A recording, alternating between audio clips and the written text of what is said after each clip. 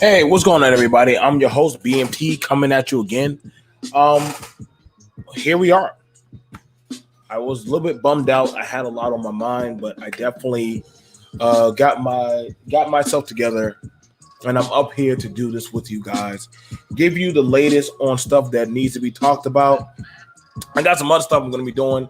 There's going to be on some content that I believe that's fit for you. Everybody can go. I mean, some people trying to ask me, do you plan on doing that George Floyd body cam? I'm like, no. Only people who do that are complainers and the banes of society. That's the only people who have time to literally look at that of a man that is dead. I am among the living. And that's what I want to talk about. Other people, they don't got nothing to talk about. So I'd rather talk about this. So let's get to it. If you haven't seen the title, well, let's go over it. Public schools versus COVID-19. That's right. We got to do a talk on that. Let's not pretend this is not about to go down. We have it where public schools versus COVID-19.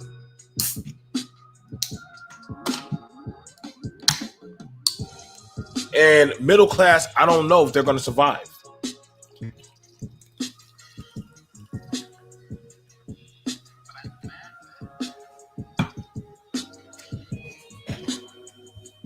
We need to have to talk about this. This is a very much needed talk.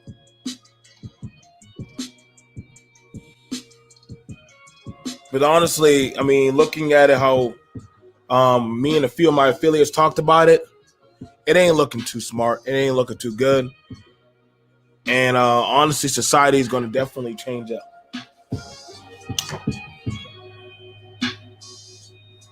So I'd rather give y'all the straight no chaser and actually let it go. But I definitely believe that we definitely need to have the conversation.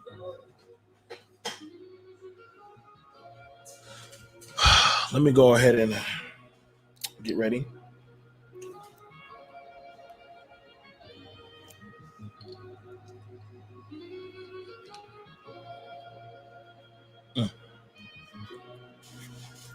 Definitely learning something new. But also along with that everybody has smoke about the reparations.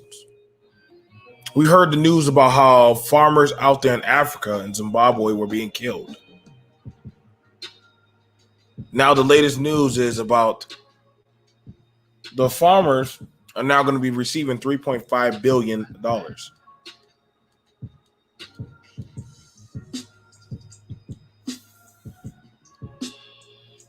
I can't make this up. But I know y'all tired of hearing from me. Let's get to it.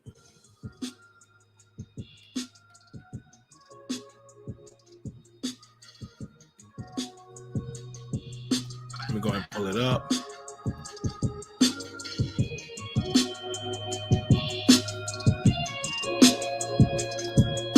Now, whether you know it or not, other children are being sent to school, but there is no real vaccine for how they plan on handling it.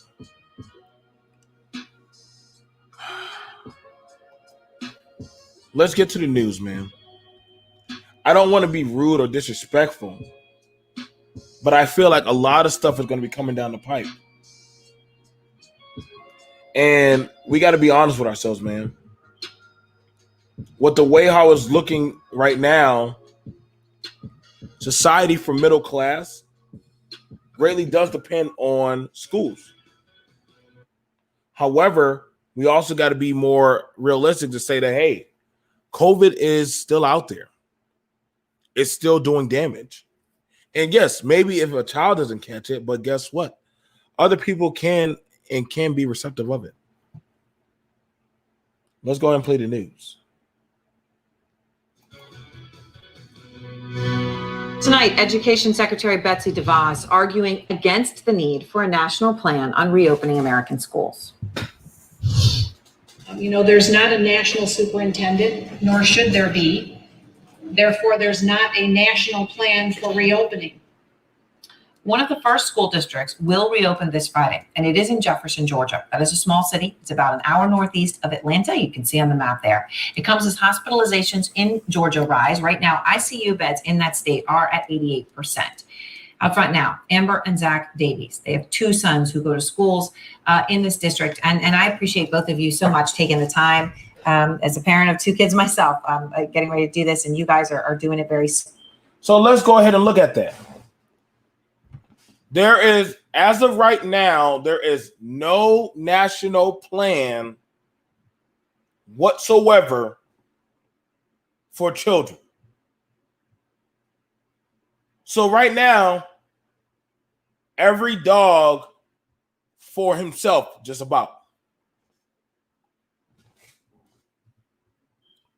And it's no secret that a lot of middle class and lower class entities, and just got to be honest with the caste system. See, this is where the caste system is now going to start to hurt. Because school choice or to have homeschooling, that's going to cost some money. Private schools cost money.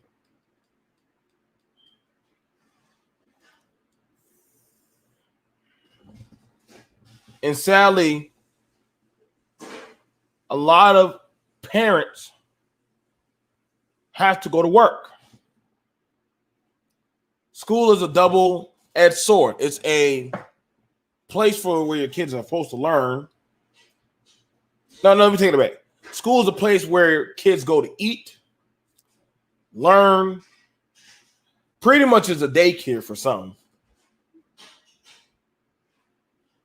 And I mean, just being honest, like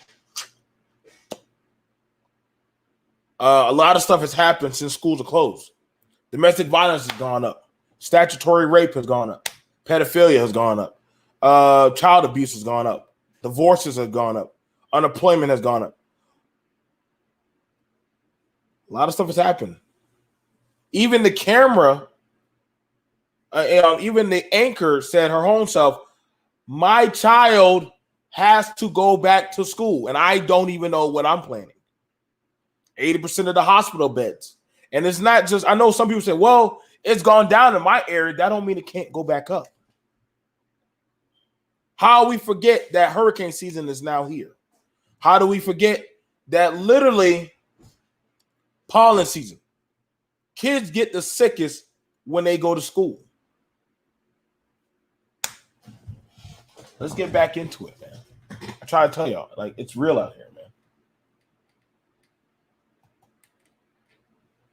So, Amber, why do you think it's important for your sons to be back in class? I know this wasn't an easy decision, but you're going back. How come? Well, to start, we're not able to go back on Friday because our oldest son, he has coronavirus right now, and I'm presumed positive. So my husband and I are in different rooms of the house right now because we are quarantined. So they're going to have a late start, but they are going to go back once we're cleared medically. But we love this town. We love the people in this town. We love the teachers and the community, but we just really feel like they have not had a very good, solid plan for reopening. We're very concerned. It was so easy for our son to contract coronavirus, even though he was doing all the right things, all the precautions. Our family was doing all the precautions, no vacations or anything, wearing masks, and he just contracted it so easily. And then brought me, and I'm considered high risk because of lupus. So just watching how easily he contracted it, it concerns me because when these kids go back to school, it's just going to be a big issue. But our kids are going back, to answer your question, because they don't really have another option. We were told initially that there was no virtual option, and that everybody would be in class, and that if we wanted, we needed to contact the special education department, and I didn't want to put my kids in special education. And then recently it's come to light that there is a third party, not through Jefferson City, where you can put your children into, I guess it's a homeschool, and then eventually they would, rejoin with their Jefferson classmates. But I just feel like they wouldn't be on the same playing field, and they would miss their friends. They would teachers. They would miss that. Okay. Now, I got to start bucking back at this. I have to. Brother Rob, if you want to come up, brother, you already know I'm going to drop the link for you to come on up, because I feel like this is something as a teacher, you know what I'm saying? Like, this is something that me and you can hit on, Brother Rob. This is something that I needed. I'm going to need you for this one. I'm glad you're here. I definitely want you up on this one, Brother Rob. I don't need all the foolishness today. I don't need anything else. I just need straight people that work with the school. We had a school meeting. I literally see you got everybody else talking about everything else non-consequential. But this right here is real. This woman and her husband only know their child has COVID. However, she says, I feel that because I'm really tired of what y'all feel. But literally, if it's up to me, I would feel that y'all kids, listen, if your kid gets COVID, they don't get to come back around the kids. I'm sorry. I know that's a harsh reality, but I know, I've seen, no, this is not fair for a lot of other children that are going to be susceptible. There's a lot of people, teachers. My children are not going back to school. I'm sorry. They're just not. I've already pulled out 4 children out of school. What's going on, Jay? Hey. And already, I think, from what I was already told, a good half of a few of the schools, I'm not going to name the schools, in our county, some of the teachers got COVID. Some of the kids are sick. Gwinnett County in Georgia had a case. School didn't start yet, but the teachers came back to start prepping their classrooms and stuff. And I think it was like 100 teachers, because it was like, some kind of conference or something. I don't know the whole story. You'd have to look it up, but it was Gwinnett County, and like 100 teachers got COVID. So right now, we're pretty much dealing with this. Brother Rob, I know you are a teacher. Like I said, brother, I've watched quite a bit of your work, as well as what you do for the community. What's your thoughts on this one right here, brother? Yeah, I'm not really sure why school systems across the country have not already announced that they're not going to be going back into the classrooms. But my strong suggestion to everyone is that take this month to make some plans, Mm-hmm. because I seriously doubt if we go back to normal, everybody back in the classroom, is starting in September. I can almost guarantee that we will not start. It will be they suggesting that we do hybrid attendance where students come in Monday, Wednesday, Friday this week, then Tuesday, Thursday the next week, and you know maybe groups of kids come in. Nobody knows. Okay, everybody, and not to scare anybody, but nobody really knows. But these are the things that we do know. We know that the virus is highly contagious. We know that in a closed environment, a Right. highly contagious virus, it is highly likely that if anybody has the virus and you're in a classroom speaking and talking and around people for 45 minutes to an hour and on end, it's almost a guarantee that you're going to T. contract it. Right. Right. You And you know, talking about kids? You talking about kids that barely wash their hands on a regular day? So, exactly. you And know. then So, you have to take into account, right, especially elementary school age kids trying to have a 7, 8 year old, 10 year old, 12 year old wear a mask all day. Right. It is just not. It's not reasonable. I Right. now, barely can get. I barely can get kids to bring a pen to class. Now, what grade do you? What now, grade and what region of the country? I ain't trying to give all your business, but what grade and what region of the country are you Oh, in? no problem, sister. I'm open with mine. I work right here on the south side of Chicago. Okay. I work with ages 16 to 21. Okay. Typically the students come to me during their sophomore year. So that's why I refer to it as ages and not sophomore, junior, senior, because Right. I work in the alternative school network.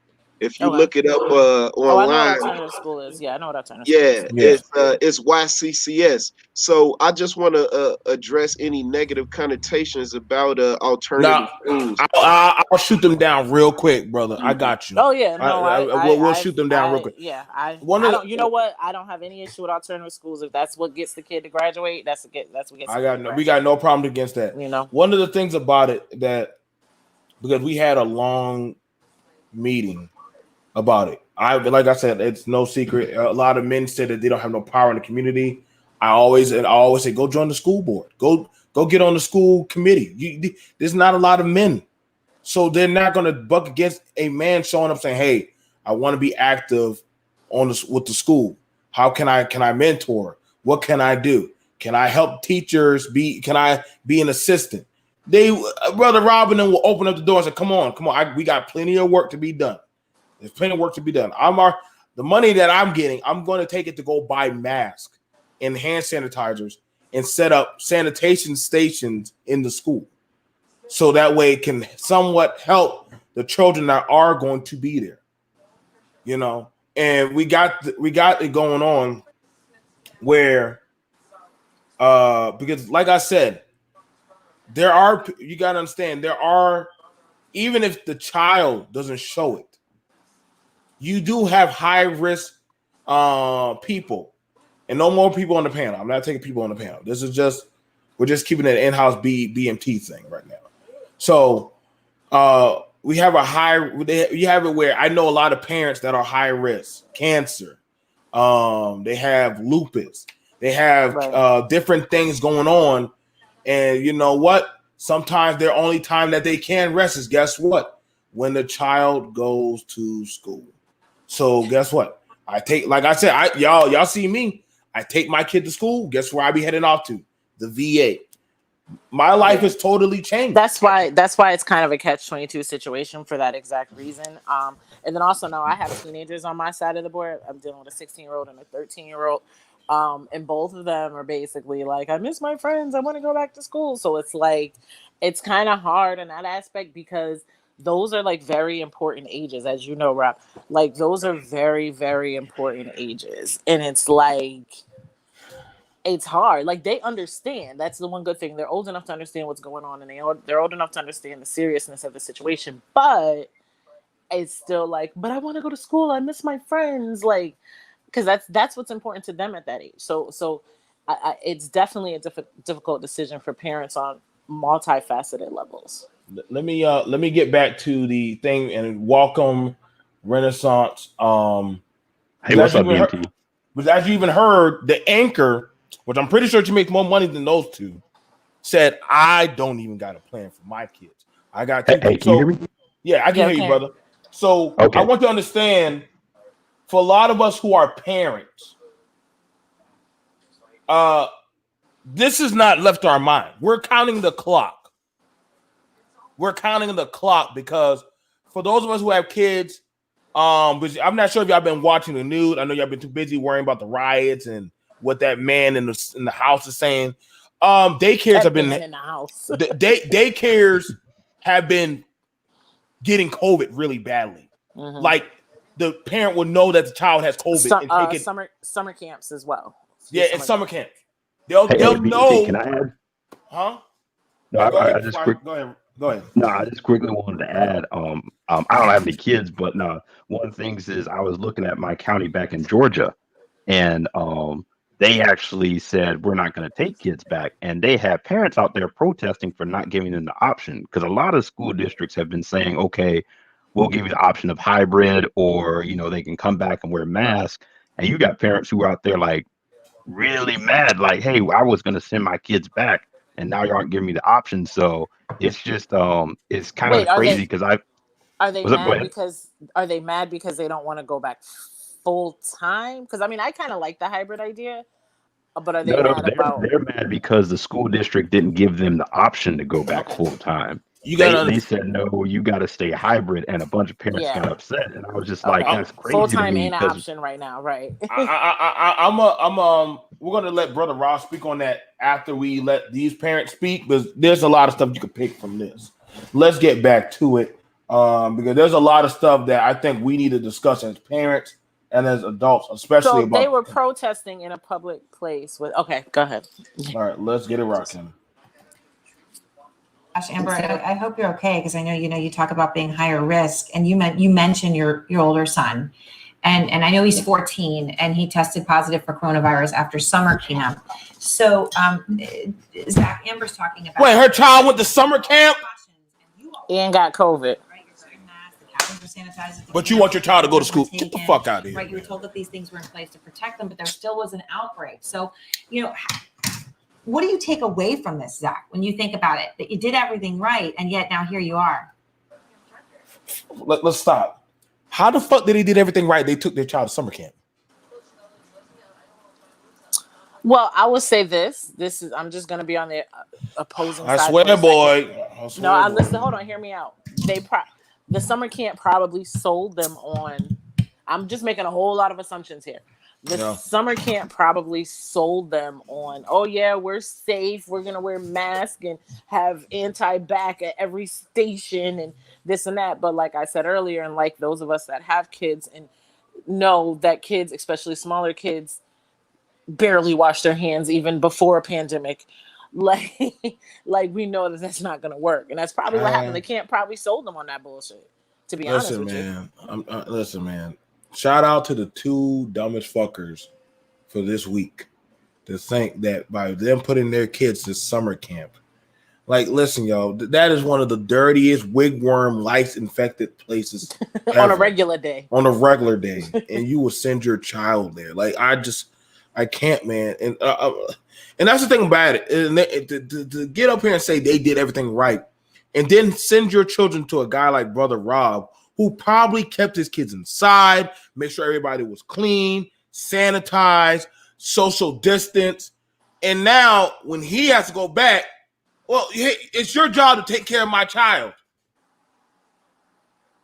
Have you all noticed, I don't want to go too far into this, but have you all noticed a difference in how the race of the parent has affected people's idea of like sending their kids to school. Just from what I've seen, Yes. it seems like black parents have been a lot more reserved, and white ones have been more Yes. like, no, they need to go back to school. And I don't know We're if it's going just people aligning with Trump we're or gonna talk. Absolutely. We're gonna talk why that is. We're gonna tell you why black children don't want to take their kids to school. We ain't about to do the devil's punch bowl all over again in this motherfucker. We not with our kids. They got the first batch, but you ain't about to get the next Kool-Aid batch. Not with my babies. I'll burn down that damn motherfucker before that shit happens. But let's go ahead and rock at it. They sent their kids to goddamn camp, boy. I mean, it's scary because I mean, like you said, Now, are camp, they the you know, parents they've of the gone same done all the child? precautions Yes. they can, Okay. and now we're just about to shuttle all of our kids back to school, and they say, you know, you can wear masks. We're not gonna, you know, make it mandatory. We recommend it, but kids are gonna be kids. Kids are gonna, you know, for my little guy, my 8-year-old, he's gonna be on the playground playing tag and running around and sneezing and coughing, and you know, I mean, kids are gonna be kids, and my biggest concern is you know, he catches something and then brings it back to my wife. I feel our children are going to be fine. They'll bounce back but somebody with lupus and it's a tougher fight for her. I mean, a common cold for his me wife and you. has lupus? We're down. Yeah, you know, she has 2 lupus. days, something like that for her. It's. I mean, we're looking at weeks, and it's scary. And I mean, if you look at the NBA, they're playing in a bubble right now. NFL players have people opting out of contracts because Is that your logic? I feel like our kids don't really have the option to opt out. What? Because Yes, they do. They do. It's called parents. It's called parents. Plan implemented. It's called I mean, parents. It's pretty incredible that they aren't. And Amber, I know you went to an open house for your 3rd grader. You're talking about him, and you were concerned about the classrooms and how they were set up. And again, you're saying them back because that's really the only choice that you have. But what did you see that made you worry? Well, first of all, I think it's just ridiculous. As much as I love this town and the people, I know we've been getting bad press, but this is a very loving town, and we love our kids. All of us do. And we're divided. Some people are ready to send their kids back, and others stand with me on our side where it's just too soon and we need more options. But when I went back, first of all, I thought it was just crazy because they did it in small groups. So we met in the cafeteria, and there was not very many parents there, maybe 20 or 25 if I had to guess. And we were all socially distanced in the cafeteria with our masks on. But then they walked us around and we went to the classrooms, and the desks are just kind of, I guess they call it socially distanced, but they are just boom, boom, boom. So I was like, oh my gosh, this is so unsettling. Why? And then some of the classrooms are round tables. So you've got children across from each other and next to each other, and there's just no way to socially distance that. And so I asked the principal at open house. I approached him very, lovingly, because I mean, we come from a place of love. We don't want to take our kids out. You know, they're trying to dumb it down now, boy. Yep. They're trying to. So I went to the principal and just said, what is your plan for the school buses? How can you social distance on a school bus? Make y'all bring y'all kids to school? And he said, yep, we're doing exactly, the best that we can. And I could tell he did not want to discuss it. So I just, went about my way. But I think it's still have the parents socially distanced when in a few days they're going to open the floodgates wide open. And there's no way to trace once the kids go from one class to the next class to the next class. They cannot do the tracing. We've already experienced tracing because Elijah is positive, and they're presuming me to be positive. So the health department has called, and we've had to be very transparent with who we've been in contact with. And I just don't see how the high school, the middle school, or for the little ones, how are we going to trace? Because when you go home, you don't know if the kid has what their parents are feeling. And I know, obviously. All right, I done heard enough of this shit for right now. So I want you to understand, man, because there's a lot of stuff to unpack from that shit. Brother Rob, Renaissance, Jay, I know you didn't heard a lot of crazy shit. I'm trying to let y'all know right now, man. There is no way in hell. Brother Rob, if I could send you a box of sanitizer or a breathing mask, I would, fam. Actually, if I get some money, make sure I get your mail, so I will send it to you, fam. Yeah, because if anybody want to donate, you would donate to Chatham Academy. Cash App Chatham Academy. You know Okay. what I'm saying? But right. yeah, I But was see, just going. here's the thing. You can put that in the and you can put that in the Yeah, description box later, Joe. yeah. Or not. I don't know if you can do it now. But see, and Put it in that's the the back thing chat, and too. I'll get it Like, out there for you. at least the school system where my daughter is, so they already pushed forward the date 2 more weeks, sometimes after Labor Day, because they're still trying to make a plan up and stuff. But see, the thing is, the preliminary plan is, every student is required to wear a mask. Okay, cool. If they don't have a mask that day, one will be provided for them. We're talking about public schools. Y'all gonna provide masks for every kid that forgets their mask that day? Okay. If there's a student or faculty that has COVID, they're gonna shut the school down for 2 days. So how many sets of 2 days is there gonna be of shutting school down? And then my daughter is up north, so then now you incorporate snow days and stuff like that. Like, I don't know. I don't know, man. Yeah. So, what's your thoughts on? Let me ask. What's your thoughts on that first, brother Rob? Because have y'all had any? Like, we've already had our discussion on it. It was pretty hot, and because we've already lost our first principal. She's gone. So now we had to go find another principal because COVID was just too much for her. So I know that y'all are possibly getting some kind of fluctuation with some faculty are coming. Some just are like, nah, it's just not worth it. I'm just not about to put it on the line. And I like I said, I empathize with you, brother. Yeah. Well, our situation is unique. Because we're a charter school, the people who work at the school, they work for the school, right? So our building engineers, they literally work for Chatham. They don't work for CPS. Okay. You know what I'm saying? The teachers, like, we don't have a union. We're not in the teachers union, but we do have to move our calendar move like CPS. So we are in a unique situation, right? So in March, we ordered the non-touch thermometers, and we ordered all type of masks and all type of gloves, and we got all type of hand sanitizer, you know. But my classroom is set up like a U. I teach history, so I use the U method. You know what I'm saying? And man, I honestly, even if I was to separate the tables and all of that, and we 6 feet apart, man, I can't guarantee that your child gonna be safe.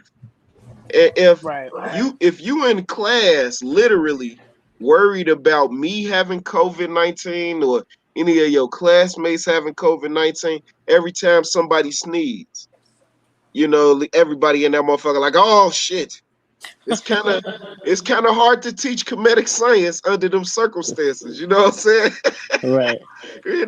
Like, a motherfucker is not listening when you talk about Christopher Columbus and somebody up there having a hay fever attack. You see what I mean? And that's what I'm saying. Like, kids are nasty in general. Like, so Yeah.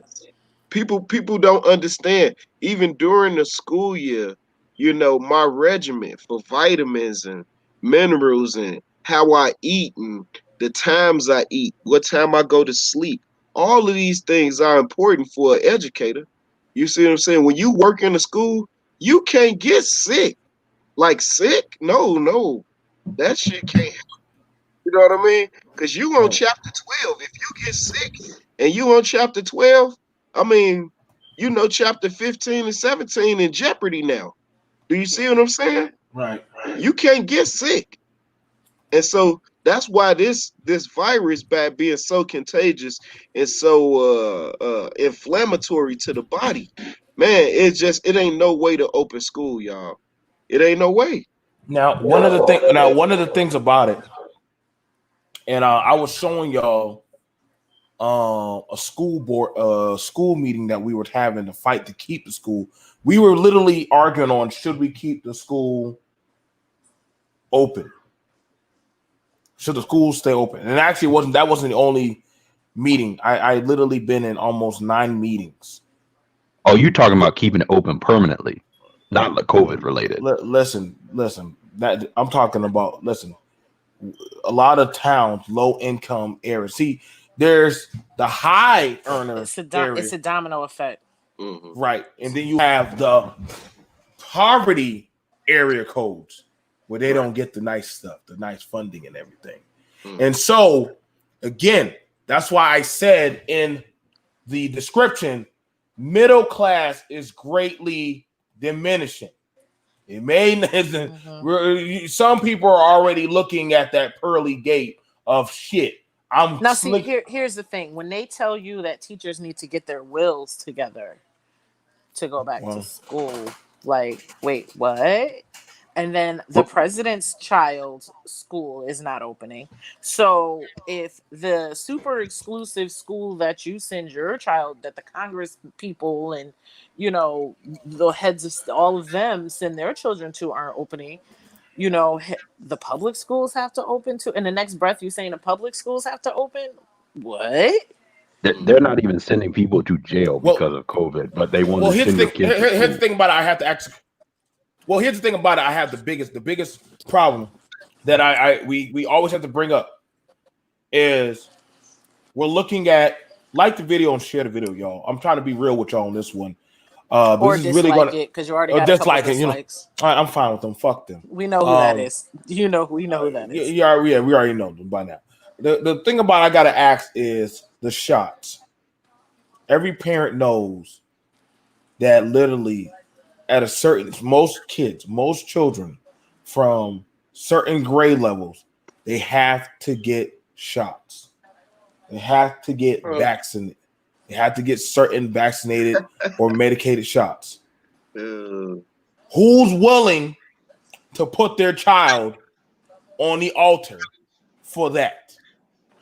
So this is where the rubber meet the road. Let's go. Let's talk about it. So, you know, we got all of these different studies that vaccinations are bad. Then they got studies that say that vaccinations help. You know, we have to look at history, right? You know, polio, man, that was an insidious disease through vaccination, y'all. That's why you ain't heard of nobody having polio. Right. You know, vaccinations do work. You know, but then now we looking at a novel virus. It's new to the world. Literally, if you contract it, you're not sure how your body's going to react. Yeah. You could be lifting weights and all that shit every day. You could be taking your sea moss and doing your Dr. Sabi thing. Yeah. Go in the room where somebody got COVID-19. I double dog dare you. We don't know yet, y'all. So this is what kind of feeds the fear or the apprehension, I should say. I shouldn't say fear, but my apprehension with starting school. If I'm making any suggestions here, you know, us as Black parents, you know, our kids are the ones who are most behind in terms of reading scores, math scores, science scores, and what have you, right? This is a time when we should get serious about the education of our kids and use this pandemic as a jump off point. I'm gonna slide off. Okay, I'll slide somebody in for you while you're. That's really what we should be thinking about. I was gonna add. Oh, go ahead, brother. No, I won't let you finish. Yeah, that's all I was gonna say was that really we should take serious account of how our kids are educated now, being that, you know, we are forced into a situation where it is paramount that we come up with the plan. Nobody else is coming up with one. You can keep listening to CNN, they're not gonna have one. You know, so it would be contingent upon us to come up with a plan. Now I see it as an opportunity, not to throw any shade at public schools or public school teachers, but you know, homeschooling can be very effective for Black people. And this will be an opportunity to, if people come at it with the right attitude, where you could actually, really get your kid ahead or back to where they need to be, or, it's just on how you view it and how serious you take it, and are you willing to make the sacrifice necessary. I was going to add to BMT, if you, not to derail the conversation, but you're in the South too. You see the SEC's doing everything they can to try to have football, which goes back to, this is all about money and the schools and athletics and all of that, which is crazy to me as well. But it's all about money. I want to say, for the most part, that I got to see some stuff, and I'm gonna bring on my homegirl Tina, and she's a nurse that has to administer shots. There's some new cocktails that are coming out, y'all. And y'all, I'm not sure if any of y'all ever took a child or a baby, Brother Rob, you're a parent, so you should already know. When you carry a child into that clinic, they start giving them the cocktail shots. You don't know what 1, 2, hold still. Come on, we're almost done. 3, 4. That's it. And then then whatever they put in them, they put in them. I'm sorry, but I'm not willing to put my any of my children or any of my babies in my home and out my home at that risk. Let one of you adults that so badly wanted to be in the thick of things, let y'all take the shot. Let's y'all take the shot. Let's put y'all in a glass house and let's just see how it works out for you. I get it. Like, I get it. Some parents have to just take it. They don't have a choice. They don't have a choice. And so this is where we're going. I was going to add to BMT, a school. There's an article I pulled up that I found earlier. You cut out, man. You cut out. We also wanted to bring up something, and this is something that's very interesting. A lot of y'all said y'all need jobs. Correct? I'm hearing a lot of men and women say that they need jobs. You know, you can go down to the school district and start applying to be a tutor. Hire yourself out to go be a tutor. If you need a job, you can go be a tutor and go tutor a child. I could tutor 2 children, and you know what I'm saying? And I'll tutor your children and teach them reading and some math and some stuff. BMT, do you really trust some of the manosphere to teach your kids? No, I didn't say. Listen, I'm not saying the manosphere. I don't trust nobody in these spaces. I don't. Sorry. I'm just saying. But I'm showing that if you really wanted to, I was a substitute teacher before. I was. You know what I'm saying? I needed the money. I had a woman tell me and her son, like, hey, y'all need a job, right? Y'all got y'all diploma? Yes, ma'am. Y'all don't got a record, do y'all? No, we're good. Y'all go down to the school district. The comprehension test is at an 8th grade level. It really is. Probably less than that. You go take the test. You pick the grades that you want to go do, and Rob can confirm it for you. And then literally from there, you go substitute. Not substitute. I would say, do you need anybody to teach? You got to understand this process that is happening. It can't be stopped. I'm not, listen, and like I said, I'm trying to show y'all right this. Majority of the parents, let me show you a lot of the people that are raising children these days. And if I'm bullshitting you, Ghost and Rob, what's going on, Brother Info? Let me show you. Majority of the parents that are raising children now, they're the senior citizens. They're old. They're in their 40s. I know y'all like to think that it's young parents. No, a lot of the young parents are still trying to get together. You got old people. Rob, how many times have you seen old people come to the school for their grandchild, for their adopted child, for their nephew? You got old people. I can't be having on my conscience knowing we're going to be marching all of these people who are 40 and up to literally try to still be parents while COVID is going on in an environment where literally COVID is going to be festering and getting hot and rampant. Just think, do y'all not see the microwave-cosm of that disaster plan? And I mean, literally, listen, all of them right there. You don't see not one young person in there. Notice they have all the adults, what? Split apart, wearing masks. If you took off your mask, they ejected you out of the building. They took you out the building. Only person who had his mask off was that one guy. And then after that, he put it right back on, but he couldn't get close to anybody. That's the only people that could have took their mask off.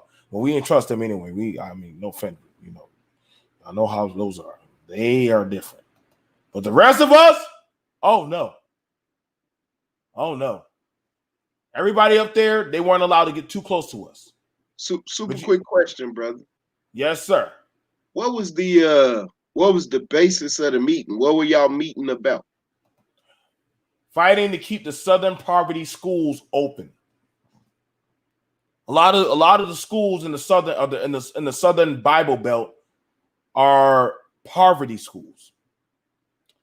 The school districts or the government was trying to find out if some of them were necessities. Schools that house 700 to sometimes 900 children. So the schools closed.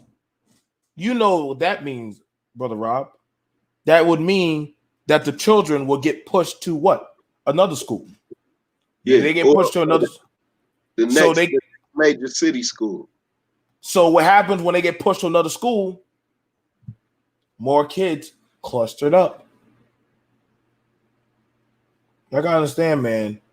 These things that are happening, you gotta learn that literally. I'm just saying, man. There's no plan.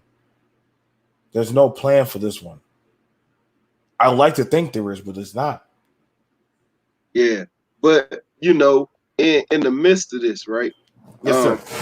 One more time, I just want to say we do have to come up with some ideas on how to realistically try to educate our children. We do have to come up with that because you have to keep in mind they've already missed 3 months. And they really can't afford to miss another 10. And I think it's important. Now, brother Wait, Rob, let me ask y'all this: online learning has not worked for your kids? it's a hit or miss.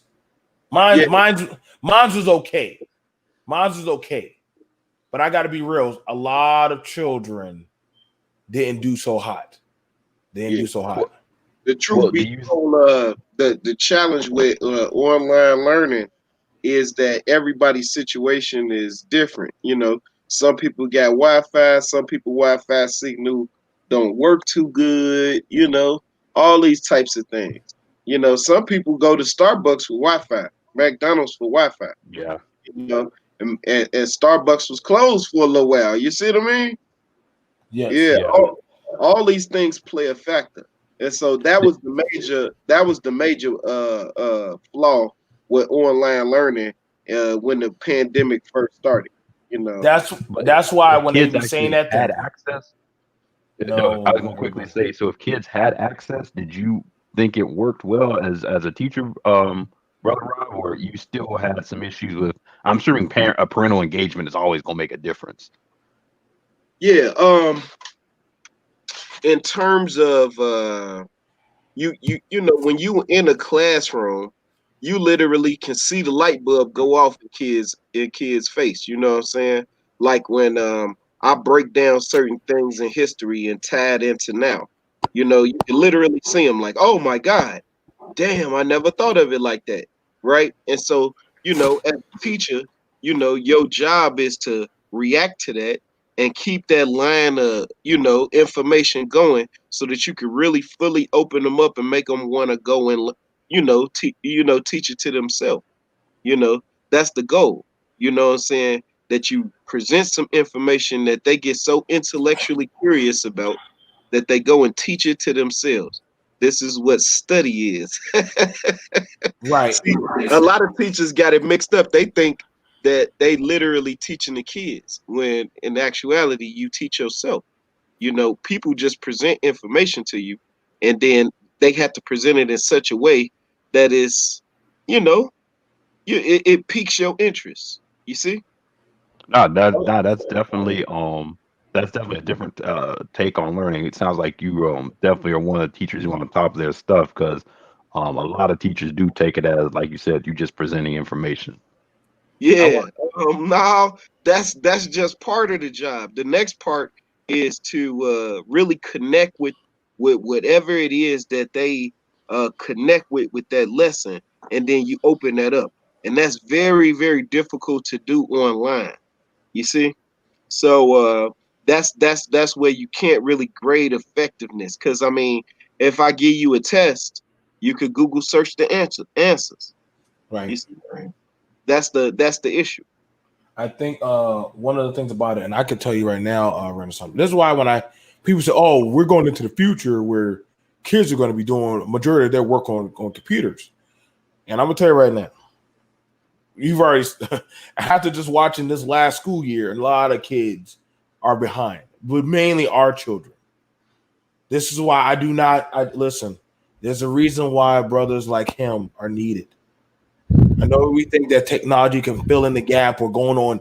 You can go to YouTube and learn anything. That doesn't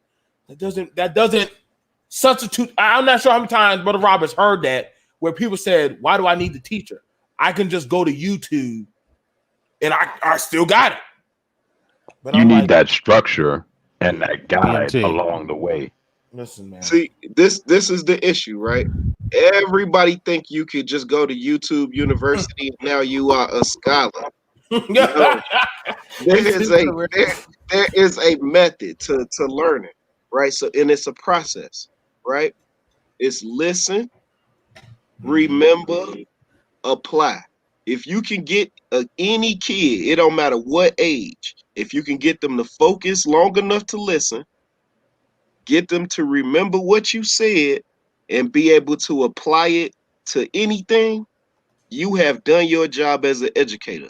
That's what I do. I'm an educator. I'm not really a teacher. I'm an educator. I get you to take the information that I done taught you, and now you can apply it to something real. You know what I'm saying? Right. That So actually that BMT. happened. Yes, sir. This is Ghost. Ghost. Yeah. And thank you for letting me on your panel. Mm-hmm. I just wanted to touch on when this whole thing started 5 months ago. I had sent you an email suggesting contacting the online bookstores and contacting the school for your children so you can get the curriculum for your children's education and then get the appropriate teacher's guides and books to have in your house. You can also sometimes get them from the school itself.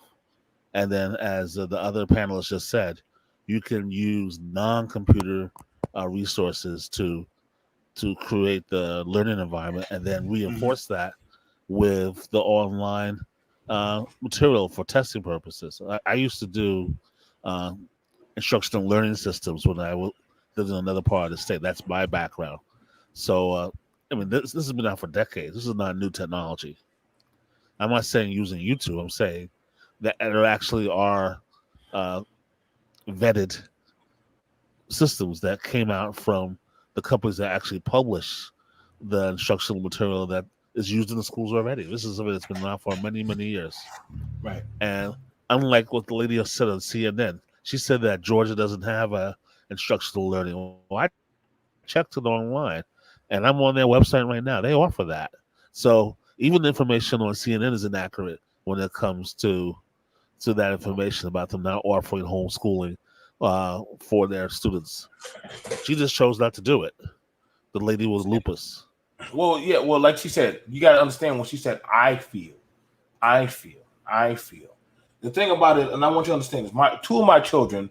That's why I put up Mrs. FedEx's thing.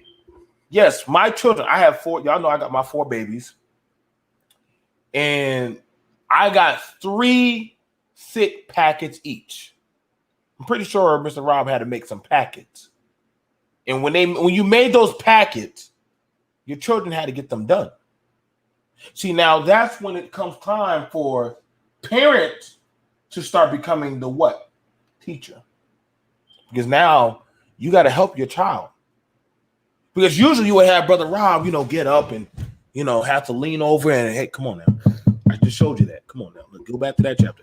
Stay with me. But now you have to be that motivator. See, this is why I say it's not easy. Everybody's not meant to be a mentor.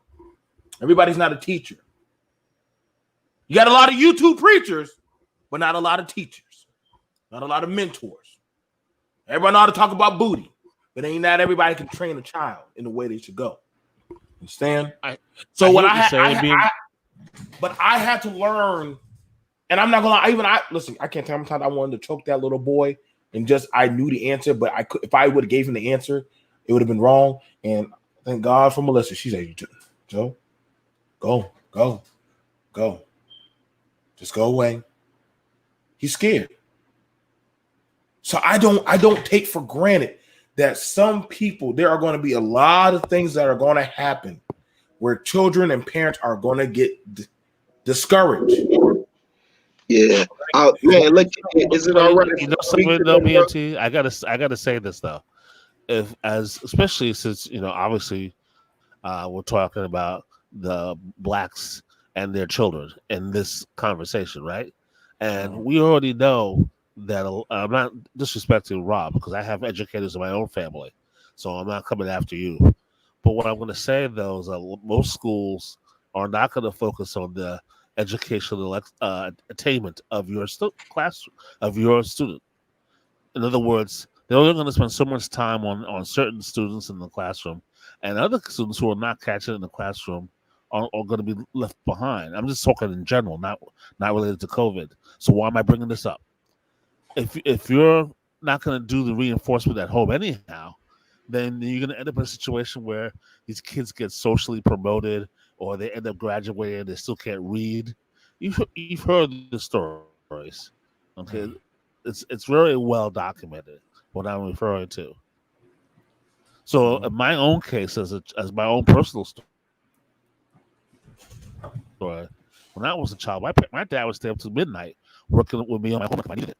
They had no problem spending that extra time, break out a yellow legal pad and just work out the problems. Do you see what I'm trying to say? Mm-hmm.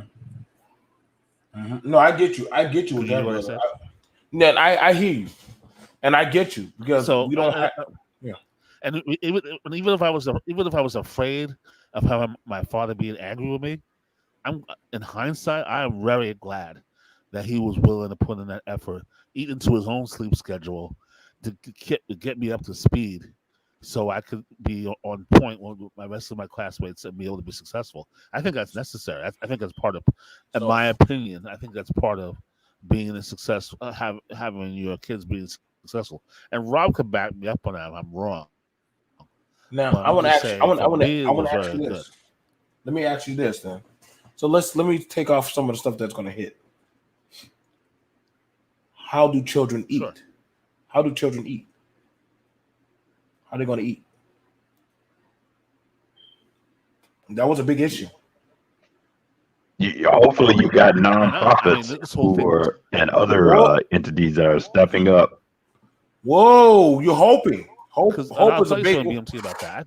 So it's not even that, because I'm going to tell you right now, we have here in Orlando, they can't even get people to play basketball and not spread the virus around. And the baseball stadiums at the ESPN complex, the entire teams are coming down with this, like the Marlins. Okay, so this whole exercise we're talking about is not going to work, because there you have grown players, adults, who are getting tested every single day, and they can't keep themselves clean. So what do you think's going to happen with children? It's just not going to work. This is just this propaganda from the media telling us that this is going to work. It's not. Let me pass it to Brother Rob, because you heard what I said about the food. You know, I'm sure you heard in the inner city, a lot of children, they get their breakfast and their lunch, possibly their only meal at school. What's your thoughts on that, Brother Rob? I mean, because this is going to get pretty thick now. Yeah. You know, I don't want to paint a gloom picture, but let's just say that it's going to take a lot of organization, and then it's going to take the people who are in positions of power to listen to the grassroots, right? So there are a number of programs and people that are in place that can do the legwork. You know what I'm saying? That can do the legwork. So let's say for instance, right? Let's say for instance, this is just a hypothetical, right? You know, we got some kindergartners. It's gonna be 25 of them. So instead of those 25 kids showing up, you know, to school, you know, you got 5 kids that we know that's not sick. You know what I'm saying? They parents interact with these people anyway. You know what I'm saying? They all just go to one parent crib, you know what I'm saying? And they got a fake little curriculum, and the parent worked through it with all of the kids. You know what I'm saying? Like it's gonna have to be something like that. And then we already got people that go out. Let's say for instance, you don't show up to school for a couple of days. Hey Joe, we coming to look for you. Where you at, G? You know what I'm saying? Fuck is going on. You know what I'm saying? On the real. Like, man, you don't show up one day, I'm calling. You know what I'm saying? Normally you see my phone number, you ain't answering. I get it, right? The second day you don't show up, I'm talking about consecutive, right? Oh man, I'm about to start asking your homies. Hey G, you better tell your mans to be at school tomorrow, or we coming to look for them. And then, you know what I'm saying, that next day, bro, it don't matter if it's a Monday, Friday, it don't matter. Third consecutive day, I'm on the block now. Hey, fam, you signed up for school. Hey, man, Joe, let's go. Put that goddamn uniform on and let's go. On the real, man. I done pull niggas out of dice games. Hey, man, I don't be playing, man. So your shorty show up, man, and I mean that's just how it is at any school or academy or campus I'm at. Hey, you got two choices when you dealing with me. You either gonna do good or you gonna do good. That's it. You know what I'm saying? Hey, it ain't nothing else. And that's what it take, bro. You know, Rob, it worked out, but we gotta now, one of the things about so Rob, I used to do home visits for children at risk when I worked at that school I told you about. And I'll tell you something, a lot of kids just disappear. And you do the home visit and there's nobody there. It's an empty house. You know.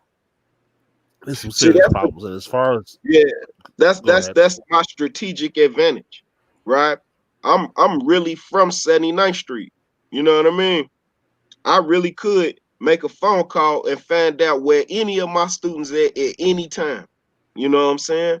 I really am a plug thug. You know what I'm saying? So it ain't nothing. You know what I'm saying? It ain't nothing for me. You know what I'm saying? Because the school I worked at, the parents didn't even have phones. That's how poor it was. So I mean, and also going back to the point that BMT raised about the food. Right now, like the school I worked at, we had over 96% of our students were children at risk that didn't have food. They were under food insecurity, which is a major problem in the Black community. So you had all these children where the only meal they're getting once a day is at the school. Now, if you add into that social distancing, and you barely have enough cafeteria space to do that, well, they basically spoke going to on be that. serving meals all day. They spoke on that. So the process for the schools that I know, the children will come to school. And as you heard that they said on the news, and that's also in my schools and our school areas, it is not mandatory for children to wear a mask. I repeat, students don't have to wear a mask. So they don't have to wear a mask, but the adults do. Let that sink in. Children that go home and you don't know what they're doing at home, do not have to wear a mask in the school. However, the adults do. So I said, wait, how does that work? Because if that child, it's almost as if that child breeds. So that child's going to an asymptomatic home, but they don't have to wear a mask in the school. They can breathe around, cough, sneeze, spit, touch anything that they want. Mind you, this thing sits in the air, gets on things. Well, give it to you. So I would go in there. Now adults have to wear masks. I'm sorry. I would say fuck my school. I just can't. I would be a homeschool teacher because I'm like, I respect the teachers that are going in. I do not judge no man or woman for saying, you know what, it's just too much. Because I swear that they literally keep piling and piling and piling more shit on these teachers to fill in the gap for this shit. First, the goddamn gun crisis. Then the goddamn they want the teachers to be goddamn counselors and ministers and teachers. And now you want them to play nurse? Well, BMT, unfortunately, I just wanted to say, this is just sitting here listening to this. It's just showing how vulnerable our community is because of how fractured our families are. When you say that about the teachers having to play all of those roles, that's what I kind of feel like is part of what's driving all of that. And it just shows things got to change if we want to get better. Man, I'll tell you right now. Man, look, man, thank you for saying that, brother. Look, right? Not only do they want us to play all those roles, and they want us to take less money. Yeah. You got to fund yourself too. You got to fund yourself also. Right. Like, man, you know, like you see how the police freaked out when they said that they was going to defund the police? Man, they've been defunding schools every year for the last 10 years. The fuck, man? Like, the fuck you mean? Like, at the end of the day, bro, at the end of the day, again, man, going back to it, we need to put a plan together. Come up with some solutions. Talk to some parents that you know, go to your school, present that to the principal.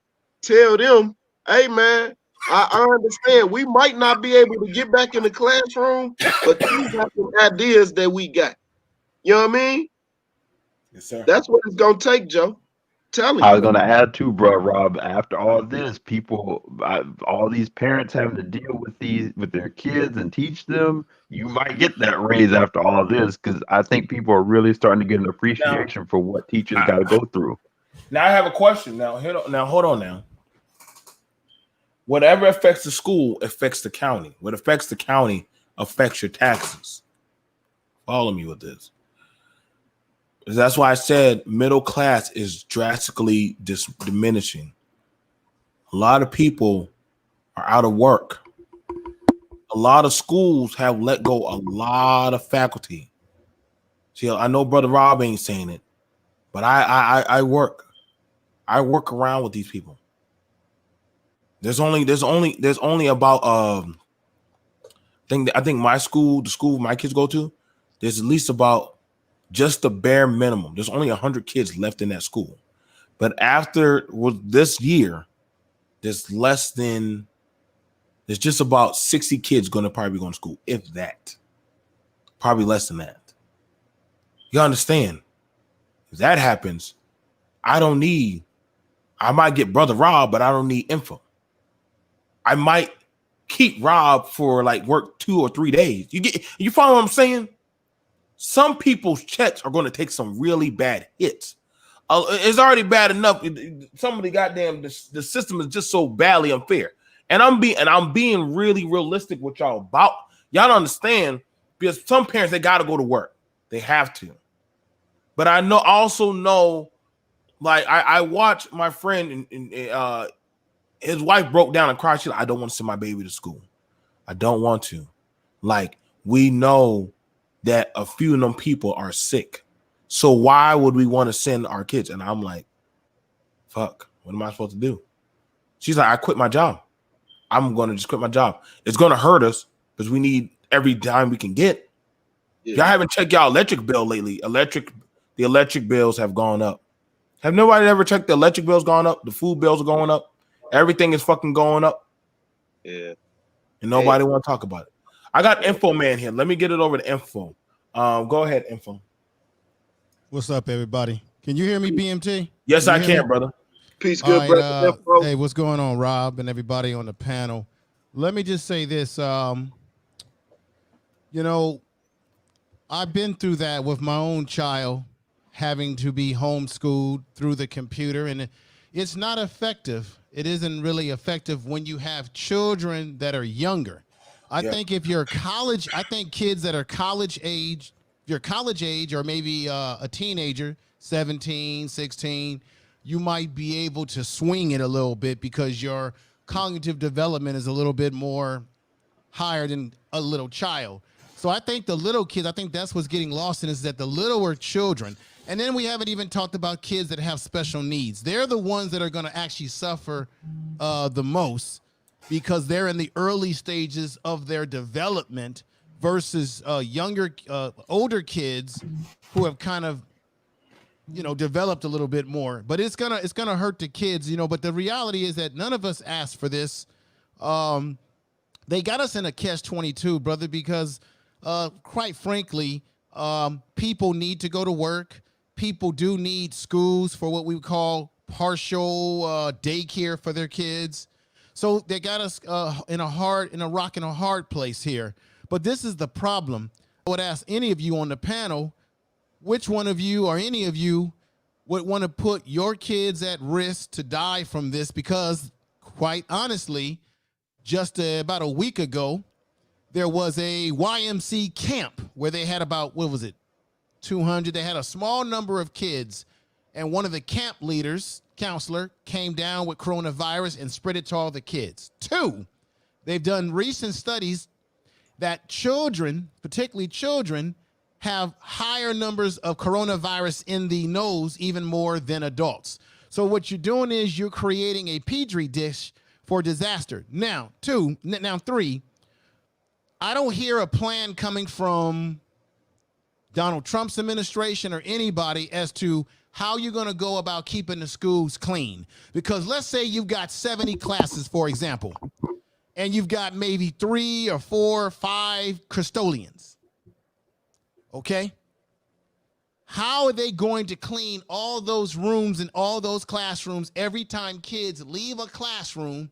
They have to be cleaned, just like they do on airplanes now. So where are you going to get the personnel to do that? Where are you going to, or is there a contingency plan to test the students or the faculty every 7 days? I know where I'm at, where I work, we get tested every 7 days.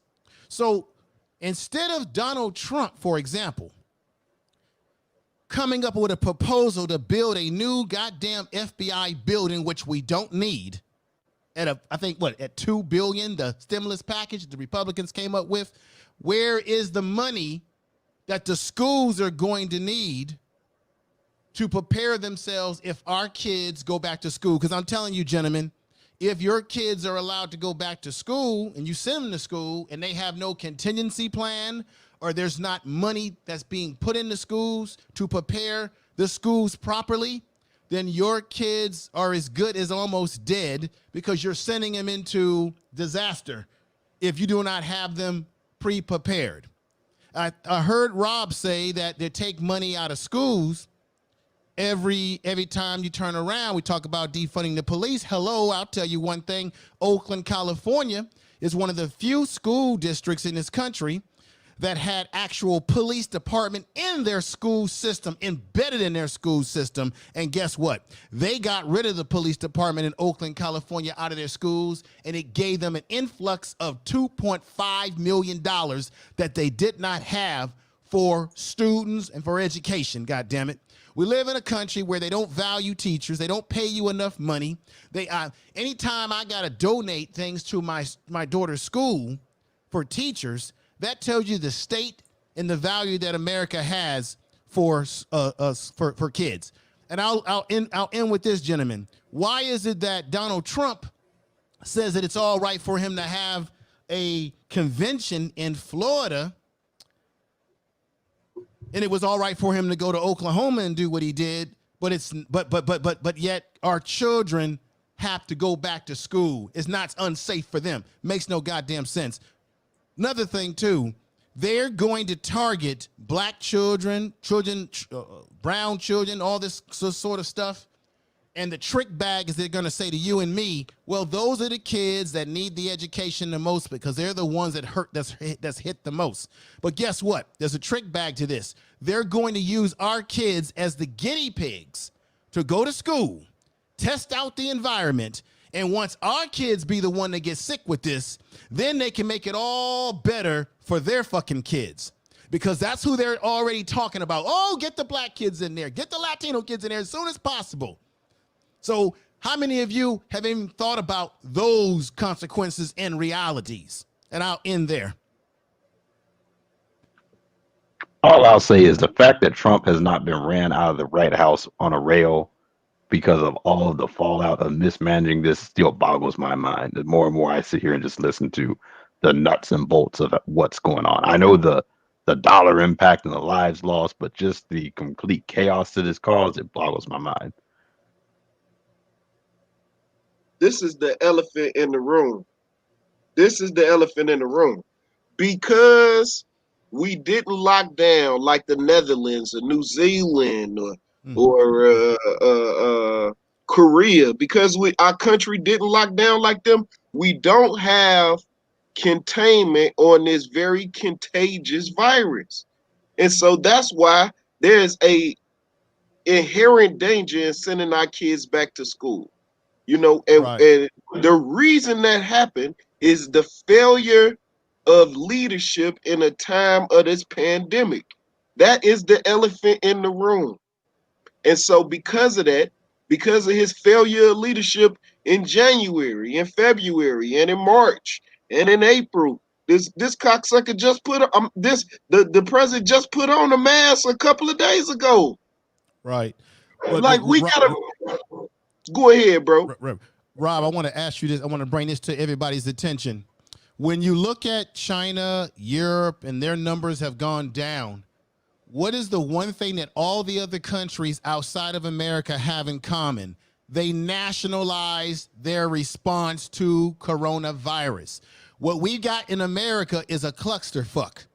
We've got one state doing what they want to do. Then we got some states like California, places around the country that are saying, okay, we're locking things down. So we got some states doing what they should do. Other states saying, nah, we're going to do this because the governors in those states are deciding what they want to do. We've got governors fighting with mayors and mayors saying, hey, I got to protect my citizens. So we got this infighting within our country. And what it does is it shows to the rest of the world that America, I'm sorry, gentlemen, America is at some point in time, we going to fall. Remember, Rome was a great empire, many great empires, and then they all fail. America is going to fall from within because of our arrogance. So as much as we like our freedoms, and freedoms are great, because we didn't nationalize it and we didn't mandate certain things, now our children going to school forward are going to suffer. They're bragging about how Germany and other parts of Europe are sending their kids to school. They're able to do it because they nationalized the situation and took it serious. What is wrong with our country? I would say it's nothing wrong with our country per se. What it is the audacity of white supremacy to rise up and say, I can do whatever I want, whenever I want, and nobody can tell me when and how. That's literally what happened. And people that roll behind that idea, it just got exposed this year on a grand level. If you look at it from January to now, and even before then, it just everything is just being exposed. With Trump being president, You know what I'm saying? You see all of these people being exposed for what they really and truly are, and that's evil white supremacists. Well, other than just Donald Trump, I would say that coronavirus has exposed the chinks in the armor of our American capitalist system. I'll tell you why very shortly. Because and I've been saying this, we've been fooled, folks. We do not have a true public health system. What we have had in America was a for-profit system of health and insurance companies. So because we've got this for-profit health system entangled with insurance companies, when we have a pandemic like this, our country is not prepared to deal with it because we live in a country that's about profit. How much money can I make with it? How much money, even when it comes to creating these vaccines down the line. All right, they're already debating about whether they should be free for the public or not. That's one of our problems. And we live in a system of Darwinism where it's the whole thing about the survival of the fittest and let's do herd immunity. And I think sending our kids to school, whether we agree with that or not, that's part of a herd immunity, because you let the first batch of kids go to school, get sick, and possibly die, so that you can sacrifice them and me and you to make it a better day for other people. That's what we're looking at here, gentlemen. An American system is not built for, I believe, a pandemic. It never has. We even screwed up in 1918 during the Spanish flu when we opened up too early, with Denver, Colorado being one of the cities that fucked up. We don't even learn from our own history. So there is something wrong with us, Rob. White supremacy is a byproduct of that shows there's something wrong with America, brother. I wanna weigh in, and I was listening.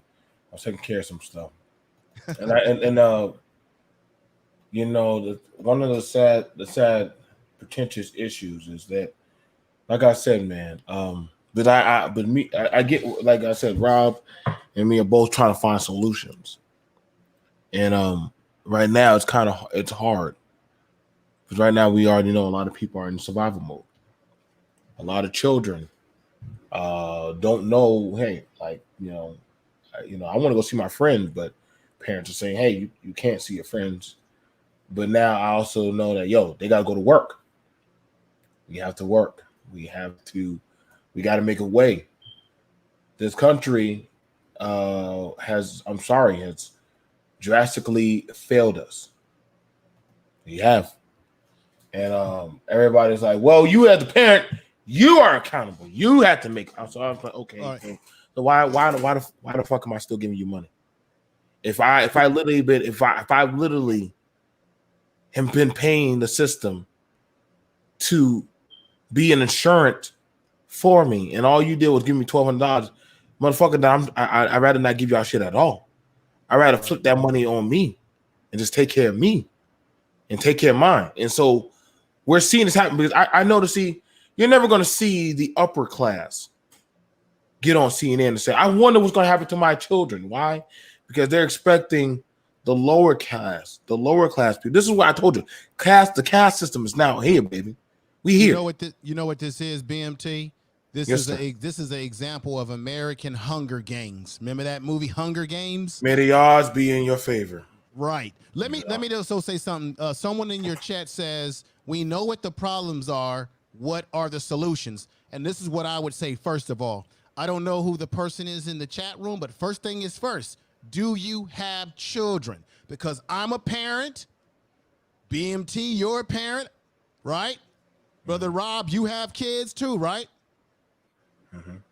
Yeah, Brother Rob's a father. I got kids. Yeah. Okay, so this is my thing. Unless that person has children of their own,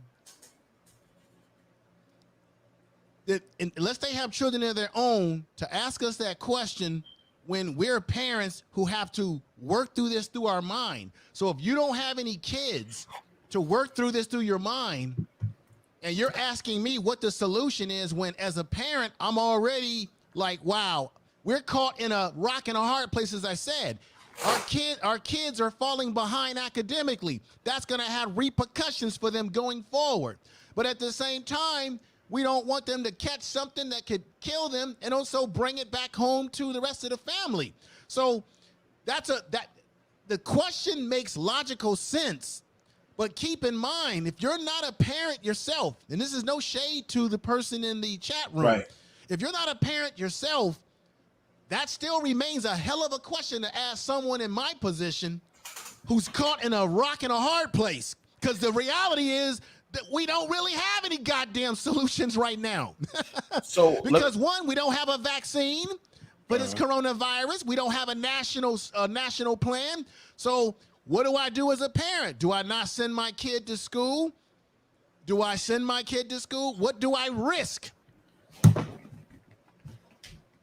Hey, I wanted to get a chance to respond, like what I was saying, info to be more specific, right? That people have got comfortable before this coronavirus, before George Floyd. People were comfortable in the system, and you know, like you said, the wheels fell off. You know what I'm saying? And so now it's not really them; it was them accepting the system and being comfortable in the system. And that's what got exposed. And so that's what I was saying. Like, I don't want people to feel like they like it's hopeless. It's not hopeless, you know what I'm saying, the situation. What it is we really need just some organization. I've been talking with my parents, we've been zooming and everything. And so what we talking about is accountability measures.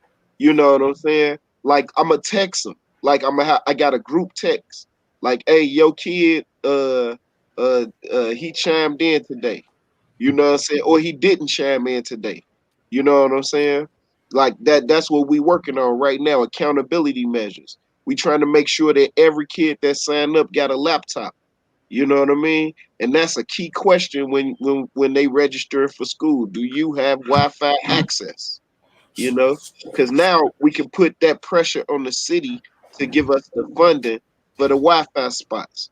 You see what I mean? Like, I'm already in, you know, I'm going to tackle every excuse, and I'm going to meet every circumstance to deliver as much as I can online. That's my goal. The only thing I can do is really tell parents where I'm at, and then in turn, what you can do to support me in the process. You know, Right. We figure it out. Shit. So let me. Rob, have you seen? Let me just say this one thing, and I'll be quiet. Rob, have you seen this one example? I saw this online where they took the classrooms and they put the plexiglass around the desk, like you see when you go to the grocery store, right? The little glass. Yeah. And they have the traditional, student cheers and all that. And they put the little glass and they kind of spread the tables out in that fashion. I mean, that's an example of a measure that they're taking. I don't know how successful that'll be, but that's an example. If people want to know what an example is. So they got some really good examples. It's a Texas hospital. They created a negative room, and so what that means is the air circulation unit for any building, it's only sucking air out. It's not blowing air in, and you running that air through a filter. And so what that would be is just like every time you open the door, you know how you will open the door and the door slam and you didn't even slam it. You know what I'm saying? So you create a negative room with the plexiglass. They got really good examples of containing any airborne virus in this Texas hospital. I just can't remember the name of the hospital, but it's called creating a negative room. So in conjunction with the plexiglass, the mask, and creating a negative room, I think they said that they eliminated it up to like 98% or something. You know what I'm saying? Let me start clicking. That's some real nerd shit, I know. No. I feel you with that. Yeah. Now let's start clicking at the stuff that I've been battling, Rob. Now, this is my children's laptop that they've had given to them by the school, you know. school district gave him this, create a good laptop. So that way some of y'all understand that they all got that. And, That's an Acer. Yep, That's the Acer. this is the no, this is the Dell. This is the Dell. Oh, all right. So this is the Dell. They got the Dells. Okay. Now, the negative room is going. That sounds really good. God, hoping that they can afford that, because we already seen what school up there in Detroit? Was it Detroit or Maryland? That the heaters were so bad they weren't even heating up the school. So that would mean that they would actually have to get the schools up to par. I know we've been hearing that so goddamn much. When I was coming up in school, they used to just take some mold, some bleach, and just wipe it on the goddamn ceiling to fight the mold. Don't ask me why. I must have was covered in the blood, because I don't know why I didn't die. But we damn sure didn't mind drinking the water fountains and everything else. But that was just a time that some of us we just grew up in. Hopefully, and y'all look what y'all see right now are as Brother Rob said, he was teaching y'all some stuff, the negative room. And literally that means we would actually have to have the ventilation sets. Now, are they willing to spend that kind of money on schools? I would be very curious to see that. I would not be against it, but I am very curious to see that. I can tell you right now, they literally, the amount of money that they put into a football stadium or these colleges or these coaches and all this other crap, I would be very curious to see. But I can only imagine how much that money costs for you to get put in that room. So I don't even want to know, because you already know that bill just racked up if they're giving you the good air. Yeah. So it really depends on the filtration unit that they have existing. You know what I mean? That's what it really. But Brother Rob, now here's the problem. I'm dealing with poverty schools. I'm dealing with schools where literally, and Info knows this because he's been riding with me when we've been doing this. We've been fighting to keep schools open where I'm at. If we're fighting to keep them just open, I don't really see them feeling that much of a need to want to give us one of these. Right. You get what I'm saying? Right. Like I would love to see this. You could create it. It's not that hard. You know what I'm saying? Shit. My principal give me the bread. I come down there and do it for you. But see, wait a minute though, Rob. But what you just said, it still gets back to money to be able to get what? Resources.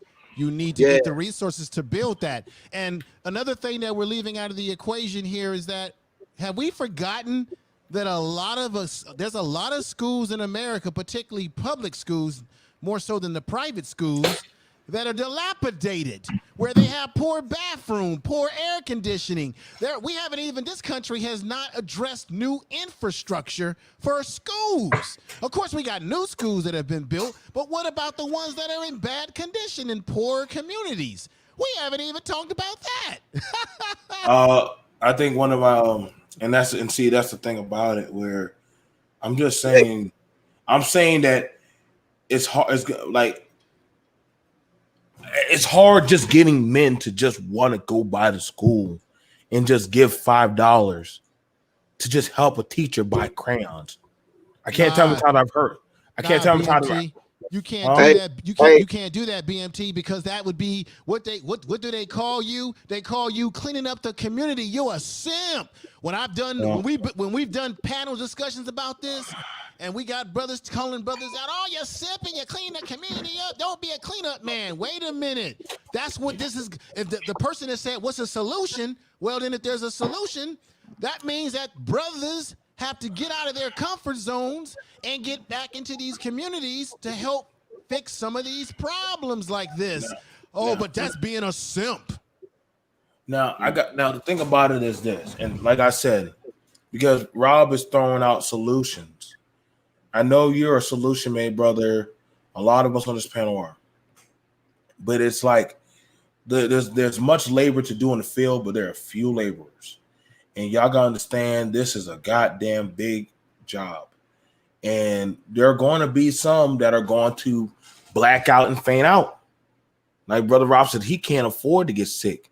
And he's like right there before, that's like the month before I don't know if they had the PAC test where they at or the ACE test, whatever. You know, he can't go there. If he goes down, you know what I'm saying? He might be that one momentum that's keeping them 5 kids that everybody done gave up on. He might be the one person that literally is encouraging them. Hey, y'all, I know they say that y'all about to quit and give up, and there are people that say that, but I'm here. As long as I'm here, I'm still fighting. Like, this is real. I would almost want to notify brother. I might need to go notify Brother Art with asking like, hey, what's going on in York? What's going on? We might need to have a lot of people we have a lot of people on these spaces that are involved in school. And we might need to have a sit down talk like, hey, what are y'all doing to stay afloat? I'm not sure we need to go start a goddamn little bank account fund and say, hey, y'all, let's just pull some money in here and we can keep it afloat. And we just send some to each school and we just make it like a flower. Something, goddamn it. Like, we need something to help each other right now. Because honestly, if you're waiting for goddamn that man in the house to feel pity on you, he ain't gonna do it unless he get a boat. So you already know that's what pretty much you suck me. I might give your kid a Happy Meal or a bologna sandwich if you lucky. So pick how you want to go out. So. Do you think this is another way? This is another rumor that's been out there. Given that you have public schools versus charter and private schools, is this another way to sabotage public schools and create a problem in which you open up the door to they're already marginalizing public schools with this Bessie DeVos lady.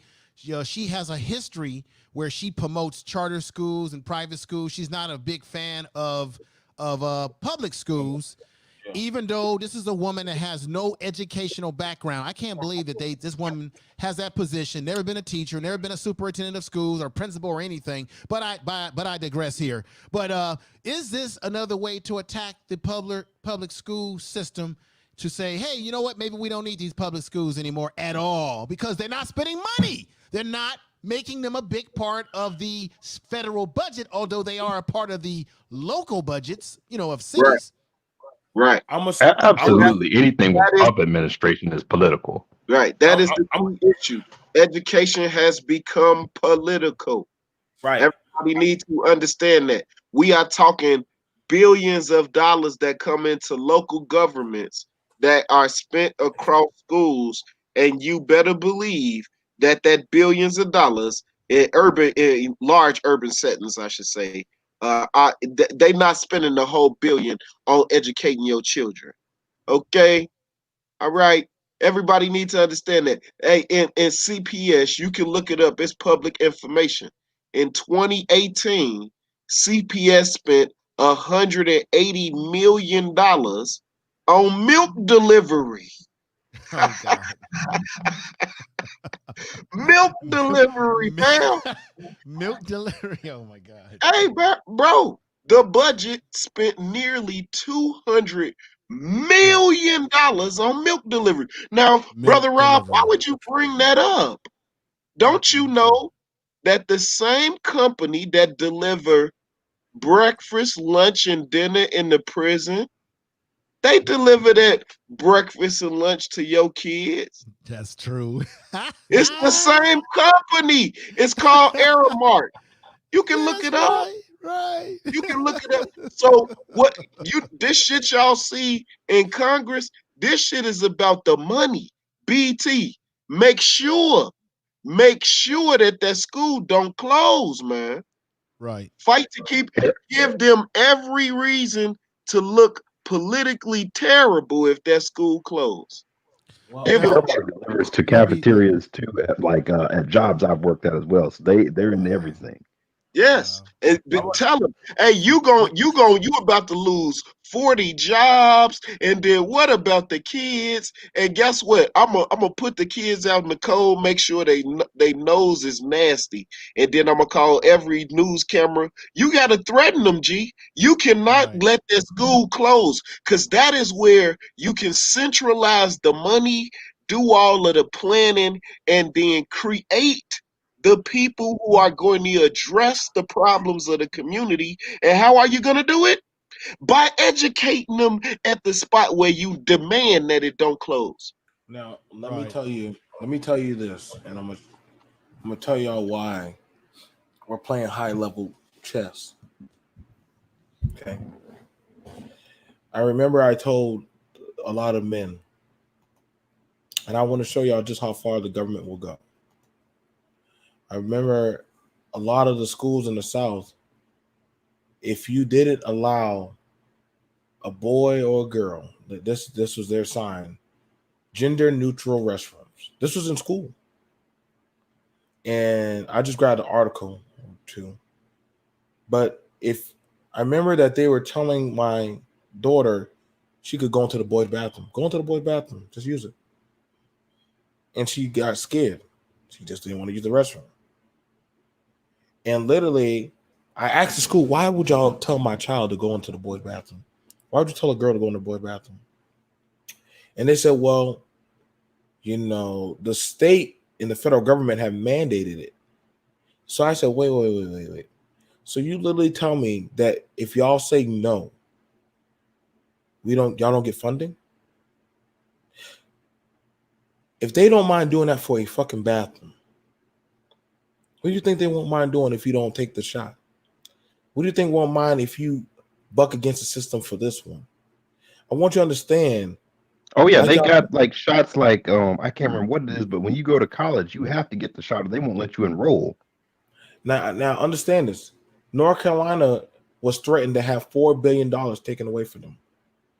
Now understand it. A lot of the schools where I was at were being threatened to have billions of dollars pulled away. That's why one of the private schools that was for black boys only, Prestigious Preparatory Academy.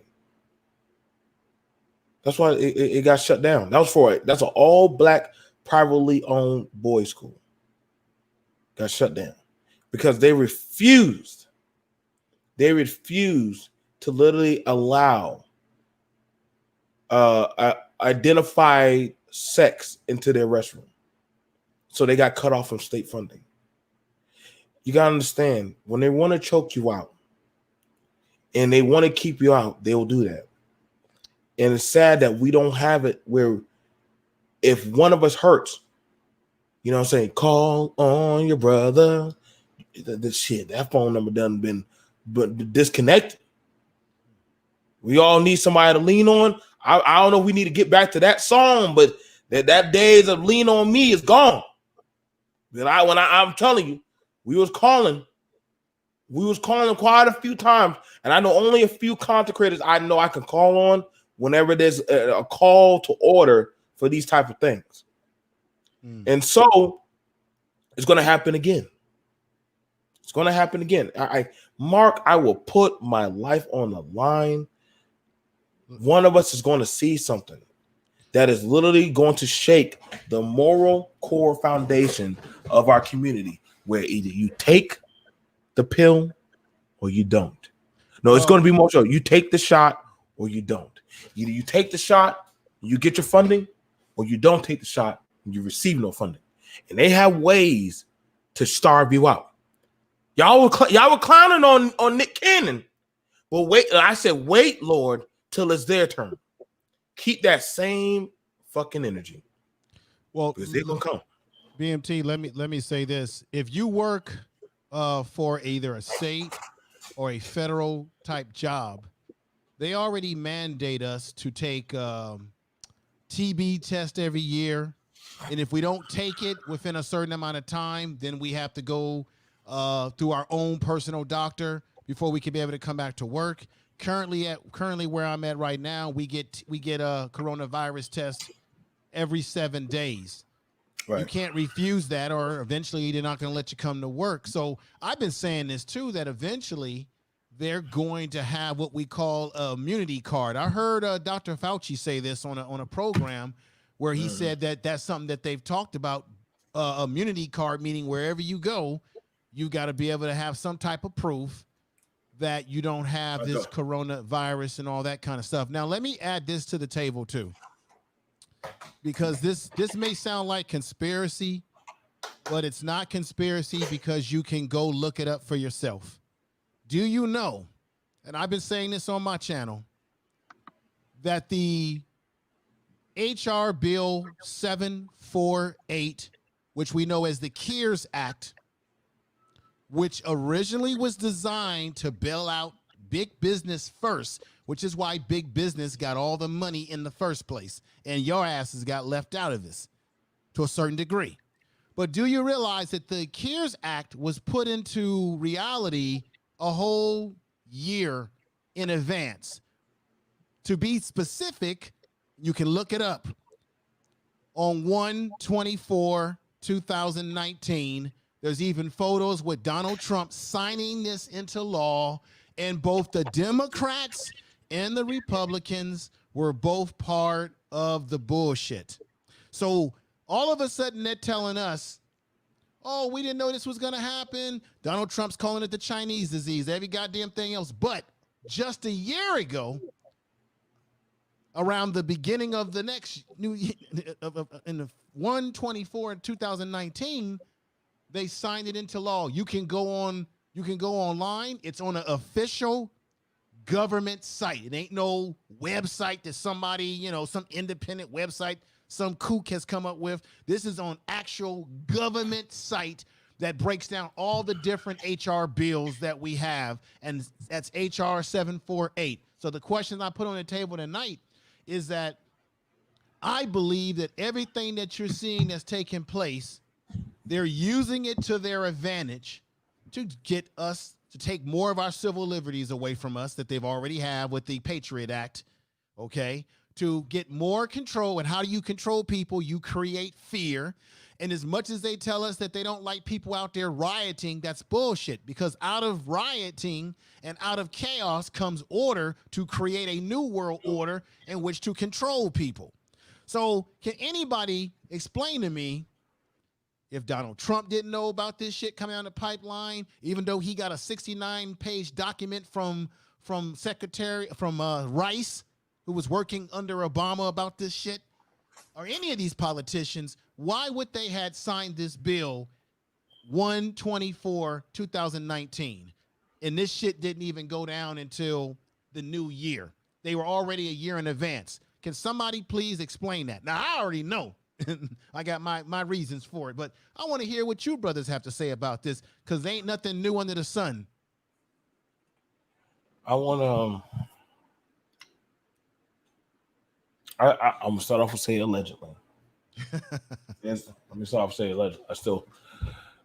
There's nothing that happens for coincidence. You know what I'm saying? And I'm checking it right now.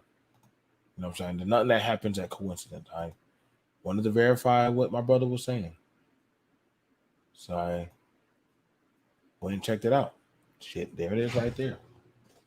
I don't know how the fuck you already start introduced on a year before the shit went down. That's amazing. How do you introduce something before shit happens? But I said, huh. That's too coincidental. You know what I'm saying? That literally you were able to introduce a bill way before it happened. And I mean, the coronavirus aid relief economic security act, and that's literally 2019. It literally is 2020. That thing started up in February of this year, but somehow you already knew to make a bill last year, right? If unless there's a fucking burning bush in the White House that I haven't seen yet. Motherfucker, goddamn it, boy! Like, y'all don't understand, man. Like, I might have to move this shit to Patreon. You know what I'm saying? But BMT, I don't mean to cut you off. This is empowering what you're saying. You being a man on this panel that's been involved in the military, and I'm not asking you to tell no secrets, but you know damn well as I may guess, but you know that there's a lot of things that they're doing way in advance that we don't know about until later on when shit happens. Now you know that's right. Oh yeah. That's why literally I've already started to detach myself. Even nothing personal, but even from people or my own, because I understand a lot of stuff is happening and everybody's not supposed to make it, baby. And literally when it comes to the goddamn service, nothing coincidental is in the service. If they said weapon of destruction, best believe go down 2 to 3 chapters more, and then you probably find out what the fuck we were talking about. How the fuck we looking for a whole weapon of destruction, yet we still been there for almost 10 years. And literally, I'm sitting in an opium field that is the size of baseball bats. That each goddamn opioid pod is worth $500,000. I'm like, there ain't no missile. There ain't no fucking goddamn rocket. Half the time they say, I don't know why the fuck you doing here. Like, shit. I've seen all kind of shit. And I'm telling y'all right now, everything in heaven ain't glittered and sparkle and gold. It's in shit. And so we're going to see, like I told y'all, it's nothing personal. But right now, the brothers here, we're worried about our community. I could genuinely say that I know that we generally are worried because, understand, we don't like to say it, but what affects one will affect all. And so those of y'all who say, well, guess what? I'm not in that. I'm not there anymore. I make too much money. Oh, it will touch you. It will touch you soon. It just hadn't touched you yet. But the angel of death, that blood ain't covered over your seal. It's not. And everybody can be touched in 2020. I told y'all, any and everybody can be touched. I said, when those kids start going back to school, you're going to really see the firestorm start to pick up. Wait till we get the winter time. Because understand, the virus, when is it at its best info? When it's hot or cold? Well, they said that actually that this virus doesn't do well in heat. But to be quite honest with you, I'm starting to believe that may not be true, because why would people in Florida be catching it? You know how hot it is in Florida, and we're in the middle of summer. So I'm skeptical of anything that they're saying. Look, I just talked to a young lady that I know in Florida who said that she just got over the effects of coronavirus. You know what she told me? It affects people differently, man. It's a trip. She said that she couldn't taste her food and she couldn't smell for freaking months. So this is the thing. When you look at YouTube, you've got some people that tell you, oh, it says man-made, it's a conspiracy. It's not. Some people say it's man-made, it's biological. Then there's people that say, oh, it's not real. People, don't be paranoid. And the very people that tell you that, they're fucking wearing a mask their goddamn self. If they don't believe that, then, people are telling you all these different things. But all I know, brother, is that people that I talk to who have it, and even in my place of employment, we have people who have it, and we have people that can't come to work anymore because they have it. And when I've talked to them, when they've come back to work because they've recovered from it, right, they're telling me everybody's got a different story about how the coronavirus affected them. So ask yourself, what biological virus has the ability? You would think that if it's biologically made in a laboratory, that they would make it to affect everybody the same. But if it was made in a laboratory or not, what virus have you ever heard of that impacts people with different symptoms? One person dies from it. Okay, of course, we got code abilities in there, right? But one person dies because they're on a damn ventilator, of course. Then you got one person that says, well, I didn't have a headache, but I just couldn't taste and I couldn't do this and that. But then this person says, I had a fever that I couldn't.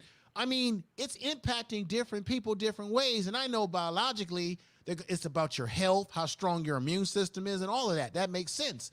But Have we ever seen something like this that impacts people in so many different ways? And then you got to ask yourself, if it was man-made, or if it is man-made, could a man-made virus, what did they turn on in that virus to make it affect people in different ways? And if not, what the hell is in nature, what the hell is in our environment that has created something that we can't stop? You were in the military, brother. You can't send the Navy, the Marines, the Special Forces, the Green Berets. You can't send any special forces to stop this invisible virus, right? Can't do that. You can't. So the question I'm asking you, brothers, again, I want you all to think about this tonight, man. Think about this. We all watched apocalyptic type movies. We know how this shit ends. Yeah. Oh yeah. Could this be the possible beginning to the end of us? I'm just putting it up there for thought. Because one, we don't have a virus, we don't have a vaccine. Well, that's what they're telling us, we don't have one. Maybe they do, and maybe they just want to let some of the population die with depopulation before they introduce it. You never know. But this shit that's going on is almost like something that comes out of a goddamn apocalyptic movie. But the thing about that. I was going to quickly say too, with the part that's caused this whole thing is going back to it is the lack of leadership of Donald Trump and the executive. If we just have a normal people in leadership, we don't have all this craziness. That man done abandoned us a long time ago, and y'all still waiting for that white orange man to save y'all black asses. I'm gonna tell you right now. I've been on bases. When we started getting attacked, I would watch that man with a brass or star on his chest hop on that motherfucking bird and say, "Godspeed with y'all, good luck." And I'd be like, "This motherfucker just left us." And they look at it, well, who's next in command? And I just light the fucking goddamn cigarette. Damn, BMT. I'd be like, brace yourselves, boys. That's a cold-blooded. Eat a good meal. None of y'all getting no sleep. That motherfucker doing that praise death dance on the other side of that wall. He's coming. He's coming. And I'm telling y'all right now, the bell is tolling. Y'all already done see these. Everybody's getting their militias. Y'all already done seeing people don't mind shooting up Walmarts, shooting up schools, and acting for the world done finally done lost its mind. This might be the best year for you, be the world, to make some goddamn money. Because you're gonna see some mental breakdowns, brother. You're going to see them. They might need to go get a counselor. The guidance counselor might be busy. She might need to go get an actual therapist in that motherfucker. But I'm telling y'all right now, the system is definitely crashed. And ain't no way we're going to start up this engine right now. Whatever's happened, and I was talking about it over there to Maurice and them. I said, whatever's happening now, it's too late to stop it. Now, and this is why I said I'm gonna have to revisit, how did the blacks back then survive the Depression? Because I will say there's something like us where we like goddamn chemical cockroaches. I'm not saying we're a cockroach, but somehow we just got this knack for just survival. Well, so whenever I saw them doggone destroying and burning up shit, it was like poetic to me. Like, what are we gonna do, BMT? I'm like, motherfucker, this ain't shit new. None of y'all, I don't know why y'all black people freaking out. I mean, we done been watching movies of this shit for years, right, on goddamn all over the world. So I don't know why y'all freaking out. This should be a normal day for us right now. But the difference is, BMT, if I may say, is that I don't think comparing, I'm not saying that you're comparing, but when I look at black people during the Great Depression compared to black people living today, what's the one thing that's missing with black people today? we don't have any basic skills. Black people back in those days knew how to farm, grow their own food, hunt. They knew how to build houses because they were the labor of this country. All right, brother, don't choke on your roach or whatever you smoking. Listen, man. Listen. You get For what the I'm shit saying, though, for the BMT? shit that I be reading, I gotta just partially just say, yo, like I said, I haven't really got no sleep between trying to remodel and shit. I'm trying to set up new debates and new platforms because of the manosphere done lost his last fucking mind. So I think there's only few people still alive. So for those of us who are still sane, we just got to just go to the desert on our own. Right, but did you get what I'm saying? Though, I know, no, info. I get you. This is why I'm saying I just want to just take Brother Rob and say, Brother Rob, I got to remove you for a while. I know you want to save them, but for right now, we need to let people know that you are a valuable asset. The thing about it is, see, you don't know how good a skill is until y'all, you know, when you remember when we were all young men and your mom and your daddy said, don't worry, when the time comes, you're going to remember everything I taught you. We're like, shut up. Mama, daddy, you know what I'm talking about. But then that night, that midnight hour, dang, how do I know how to do this? Because you remember what Brother Rob taught you. You remember what Info talked about. You remember what Nita Rell talked about. You remember what BMT talked about. See, I told y'all I'm leaving little drops of info in my channels. When you seek and ye will find. This is why I know Brother Rob Ben hit me up about this, and I was supposed to Ben talk about it. He showed up right in the midnight hour. We're going to talk about this some more. Because I'm trying to let y'all know that literally for right now, all the skill trades that used to be in our schools are gone. So they already drastically crippled us. If anything, if I had the first thing I would say for recreation, I would want therapeutical help. We need therapy, goddammit. And then we need skill trade. I want off the rip skill trades given right back. I want them given back where my children should be able to choose to go do a goddamn trade, not to have to go run off to the military. I ain't got no get into the military, but goddamn it don't make no more sense anymore. So I'd rather my kids go pick up a trade. I wish nobody PTSD, nobody no midnight terrors, no traumatic brain injury. I'm living in hell every fucking day, drinking and smoking, and literally all I hear is my friends keep killing themselves because COVID's so bad. They rather die. So I've already dealt with 7 suicides, literally in the past 3 months. Like I'm drained. I am drained. Wait, BM, those were all vets who did that? 7 suicides. Y'all, I know. Y'all see, but the thing about the Renaissance, y'all thought the suicide rate slowed down. It's actually drastically just shot up. And we haven't even hit the bad part. It's just that if they started announcing on the news, how many people are drastically killing themselves now because they can't deal with life anymore? When they get told that, guess what? I can't feed nobody. I'm sick. I'm alone. And all this school stuff, people are already going to beating and killing in their homes. Now the only left stage is kill yourself. I'm just surprised COVID was a thing that set a vet over the edge. I figured they've been through so much that it would have just been like, oh, this is nothing. Y'all, everyone else in America, they looking weak. No, brother. Suicide rates have jumped up since COVID-19 has shown its naked head. It has increased. Yes, it has, because people are more isolated now than ever before. Facts. And where I work at currently, because I work in mental health, even the guys that I deal with in the prison environment, it's making them behave outside of their behavior that they were behaving before, because they're calling home and they're concerned about their family at home. Yep. And then they're already dealing with their own set of problems being in the joint and dealing with their mental health issues. On top of that, compounded with the fact that we have some guys quarantined where they can't come out.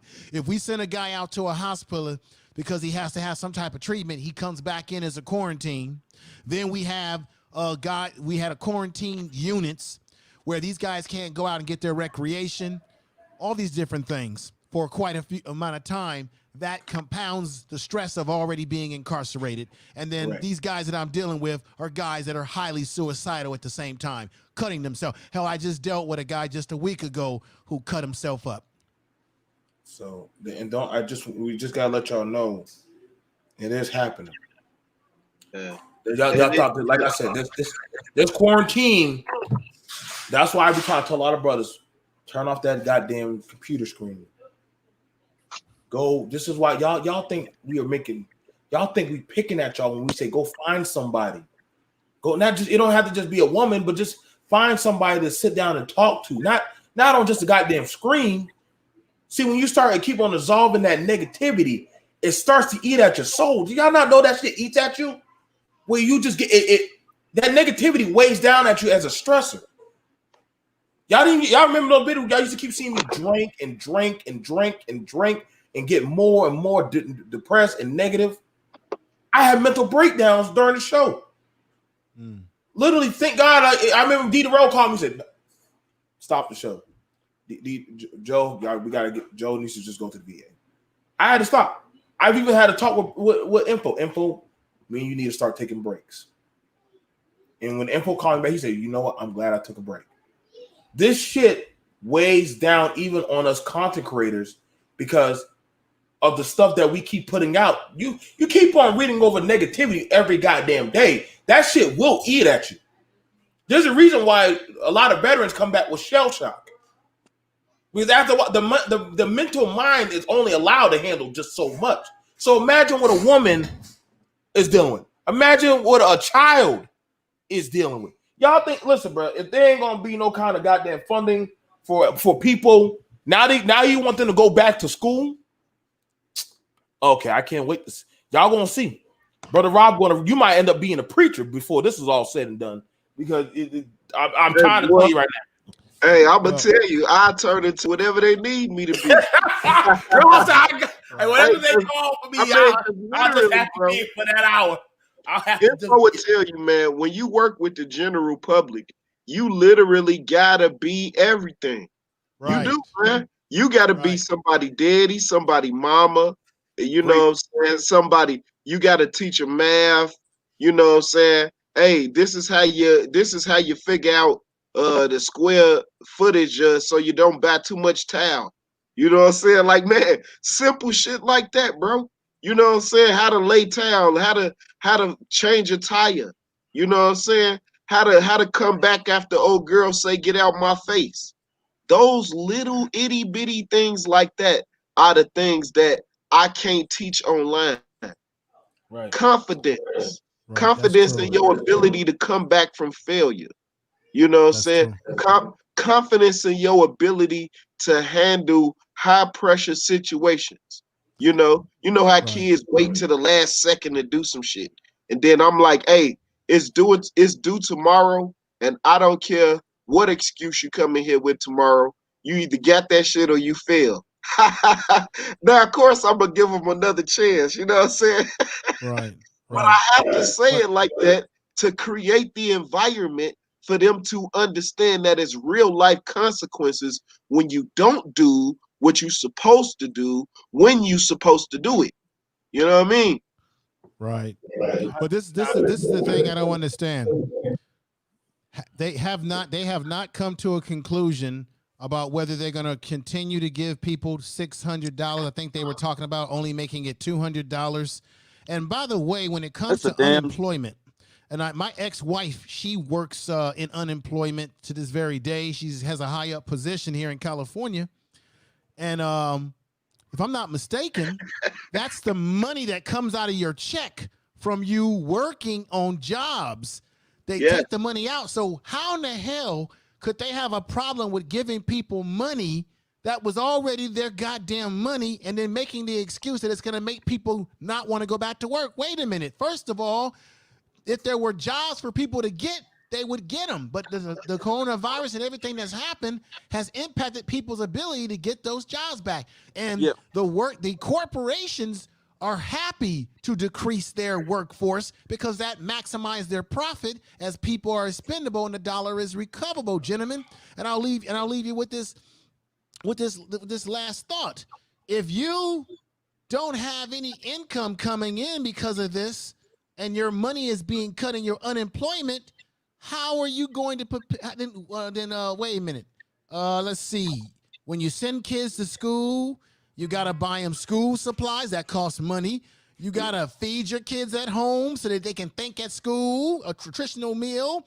You got to give them lunch. You got to do all these things for your kids and still send them to school with the stress of sending them to school, plus the fact that you ain't got no income coming in. See, nobody's thinking about that in this no-ass government we got, Nick, and this goes across both sides of the aisle. Yeah. And the flip side of that is, if you don't have somewhere to send your kids, you can't go to work. Exactly. So I like to say this, man. I noticed, and I've dealt with this, particularly in the state of Texas. They have given somewhere around 40 to 50,000 people. They claim that they overpaid them in regards to unemployment. There's a large percentage of people that were drawing unemployment that were actually getting doubled what they would make if they were actually working at their current jobs, which I don't understand. So now the state is now identifying that mistake, and now they're trying to recoup that money that they gave to the public. That was actually their money from what they pay taxes on. But that is becoming a big thing in Texas right now, where there are tons of people who were getting double what they were making. And even for myself, I had several employees that didn't want to come back to work, which I had to fire and let them go because they were getting paid double what they were making from unemployment as opposed to when they were working for me. And they actually tried to negotiate with me whether or not if I could give them another month or so. And I told them, either you come to work on Monday or you won't have a job. And so that is something that has happened. In regards to coronavirus, I just wanted to say that I just got a call this morning, and this is going to let you know the priorities as far as where education is at, particularly in the state of Texas and other different states. I had my son is 14, getting ready to go into high school. I had a coach call me 6:38 this morning in regards to whether or not my son was going to participate in football and basketball, and whether or not he was going to be able to go, whether or not he was going to quarantine and do online classes or go to school and practice social distancing and so forth. Now, 6:38 in the morning, this guy took it upon himself to call me, not about education, not about his well-being, and not but wondering about what his participation in high school sports. Yeah, that's the South. Priorities as far as what people think. I would have been like, get the fuck off my phone. And don't worry, I saw some black boys, brother D. Darrell, before I give back the Renaissance man. I saw some black boys outside playing football, and the coach telling them to hit the bags. And I pulled the car over. I said, I ain't gonna say the brother's name. I said, I'm gonna say Frank. Why are the boys here? Well, shit. Come on, Joe. We got a chance this season. Chance for what? Motherfucker, we in a pandemic. What chance do we got? Like, who are you playing against? Ebola? Why the fuck are the kids outside sweating, hitting the bag? None of them are even wearing a mask. You got them doing full contact. Did they even sign any waivers? We can't tell nobody. I'm like, I almost beat his ass right there on the field, but I was like, I said BMT. That's the mentality of this. I told you earlier about the SEC already putting out a 10-game schedule. Like, that's where it's coming from. You've seen it at the top with the colleges and the high schools. They right along with them in the mentality. It just flows down. If y'all love y'all sons and y'all daughters, I know a lot of us, we like to watch our children play more than them reading a goddamn book. But for the love of humanity, for the love of us not being extinct this year, please, please don't put your babies out there. If you give any type of fuck about them, I know they're gonna ask and beg y'all. So Kane, it's just not worth it, y'all. Y'all gonna understand, it's just not worth it. When they out there playing in the cold, the rain, all that stuff, y'all don't understand. Their pores open up. Now you are more susceptible to shit. I'm a high level athlete and martial artist. Guess what? I don't go to. I work at home. Y'all gotta understand. Y'all see how sick the mentality is. Now y'all see why they call us cattle. There's got to be a sickness to this. So I'm not worried about Brother D. Darrell's telling, well, son, I guess you got to play this season. No parent in their right mind would ever make their child do that. But you gotta understand, for some of these schools to make that money, they gotta keep doing what? Pushing out athletes, even if it means that child will get sick or die. They will have to keep pushing out athletes. Do y'all not see that y'all children are expendable? I know some people don't give a shit, but I actually do. I know some of those boys are mad at me. Oh, one of them, I'm gonna ball up his fist. I jacked him up and about to slam him on the field. But I said, you get your ass on that damn truck and you go home. And I said, if you open up these gates, guess what? I'm coming down here with the sheriff. We're gonna talk to the principal about what you did. You know better, Frank. You knew you wasn't supposed to do no practice. Literally, you could have. If one of these boys get sick or die, that would have been on you. Yep.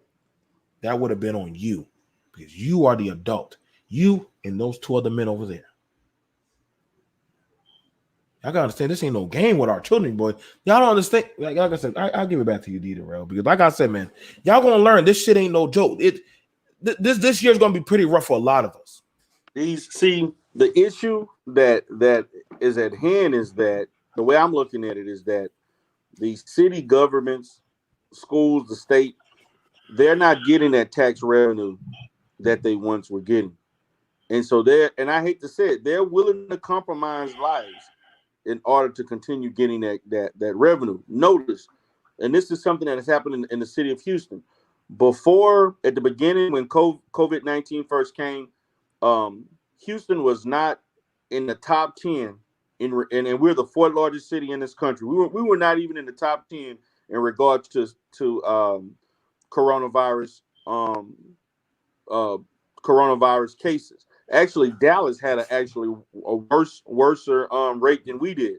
But you know what Houston decided to do, and all these other different cities and counties around, they decided to reopen.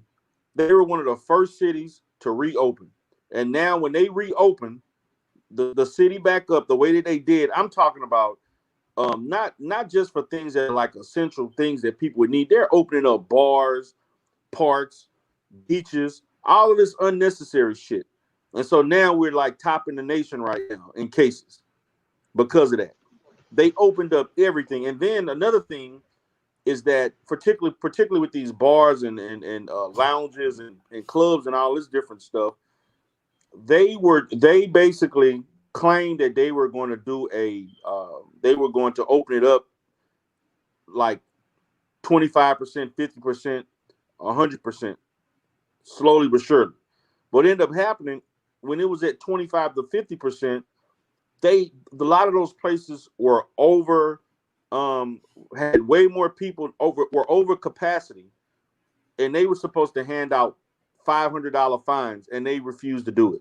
People were out drinking, smoking, all this other stuff, not wearing no mask or anything, just out like nothing never happened. The beaches in Galveston are all on the coast in the Gulf of Mexico. All of those beaches are open. People are out there acting like nothing ever happened. And so that's why the cases are so high, because of the fact that these people are not taking this stuff seriously. I understand the anxiety levels are real high, and the fact that they were, being very, very stressed out and impulsive due to boredom. But once they gave them some freedom to get out and do something, those people did what they wanted to do. And as long as they were generating that revenue, the tax revenue, the state didn't care. And they actually sacrificed lives, and not to count. And this is something that has been, within the field of counseling. Man, I would say 70 to 80% of all essential workers in the healthcare field in hospitals, they are overwhelmed. They're depressed. They're stressed.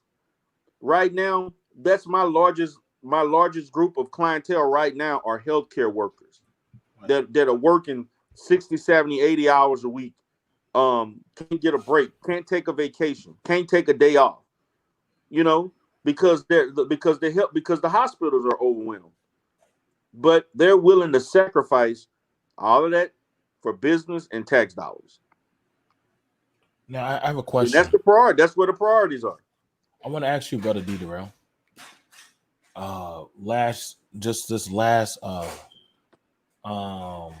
shutdown, a lot of children got hurt, abused. Yeah.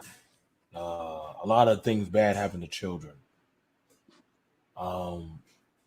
I'm just asking for your guesstimation. How is the home going to fare this time, this school season? And I want to ask y'all three, brother, before I turn it to Renaissance Man and Ghost, because I know you're a therapist, you got a psychologist, and you got a teacher. Now, usually the teacher, sometimes he catches things going on. You deal with the family, and sadly, sometimes info has to deal with them after the after effect of these brothers, and some of them, they can't take it, and they take it out on their children or the woman and the home. What's going to happen? And I'm gonna do a show separate about that. But I got a really bad feeling, especially when it comes to some of these children.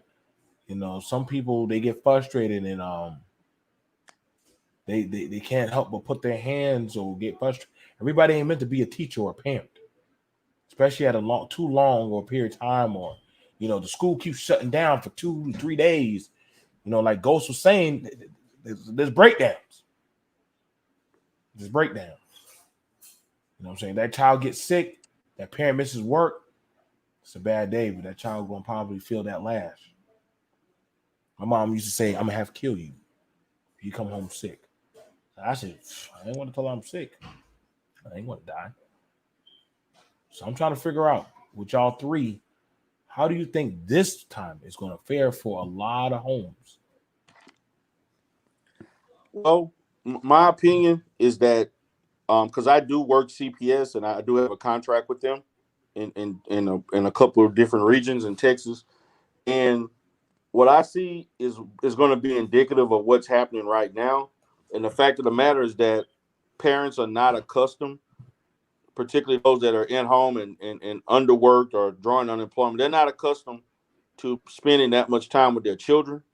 And I'm gonna be honest with you, a lot of parents don't want to spend this much time with their children. They want to put their children on other people. It's a damn shame, but that's just the reality. If you're a person that doesn't discipline your children and children out of control, they want that to be somebody else's problem. And what has occurred is that there have been an increase in parents acting out in a violent manner to their children. And I'm not talking about in instances in which you're just trying to spank them and discipline them and you inadvertently hit them. I'm talking about willfully trying to harm their children because they don't have the proper parenting skills to discipline and manage their children's behavior.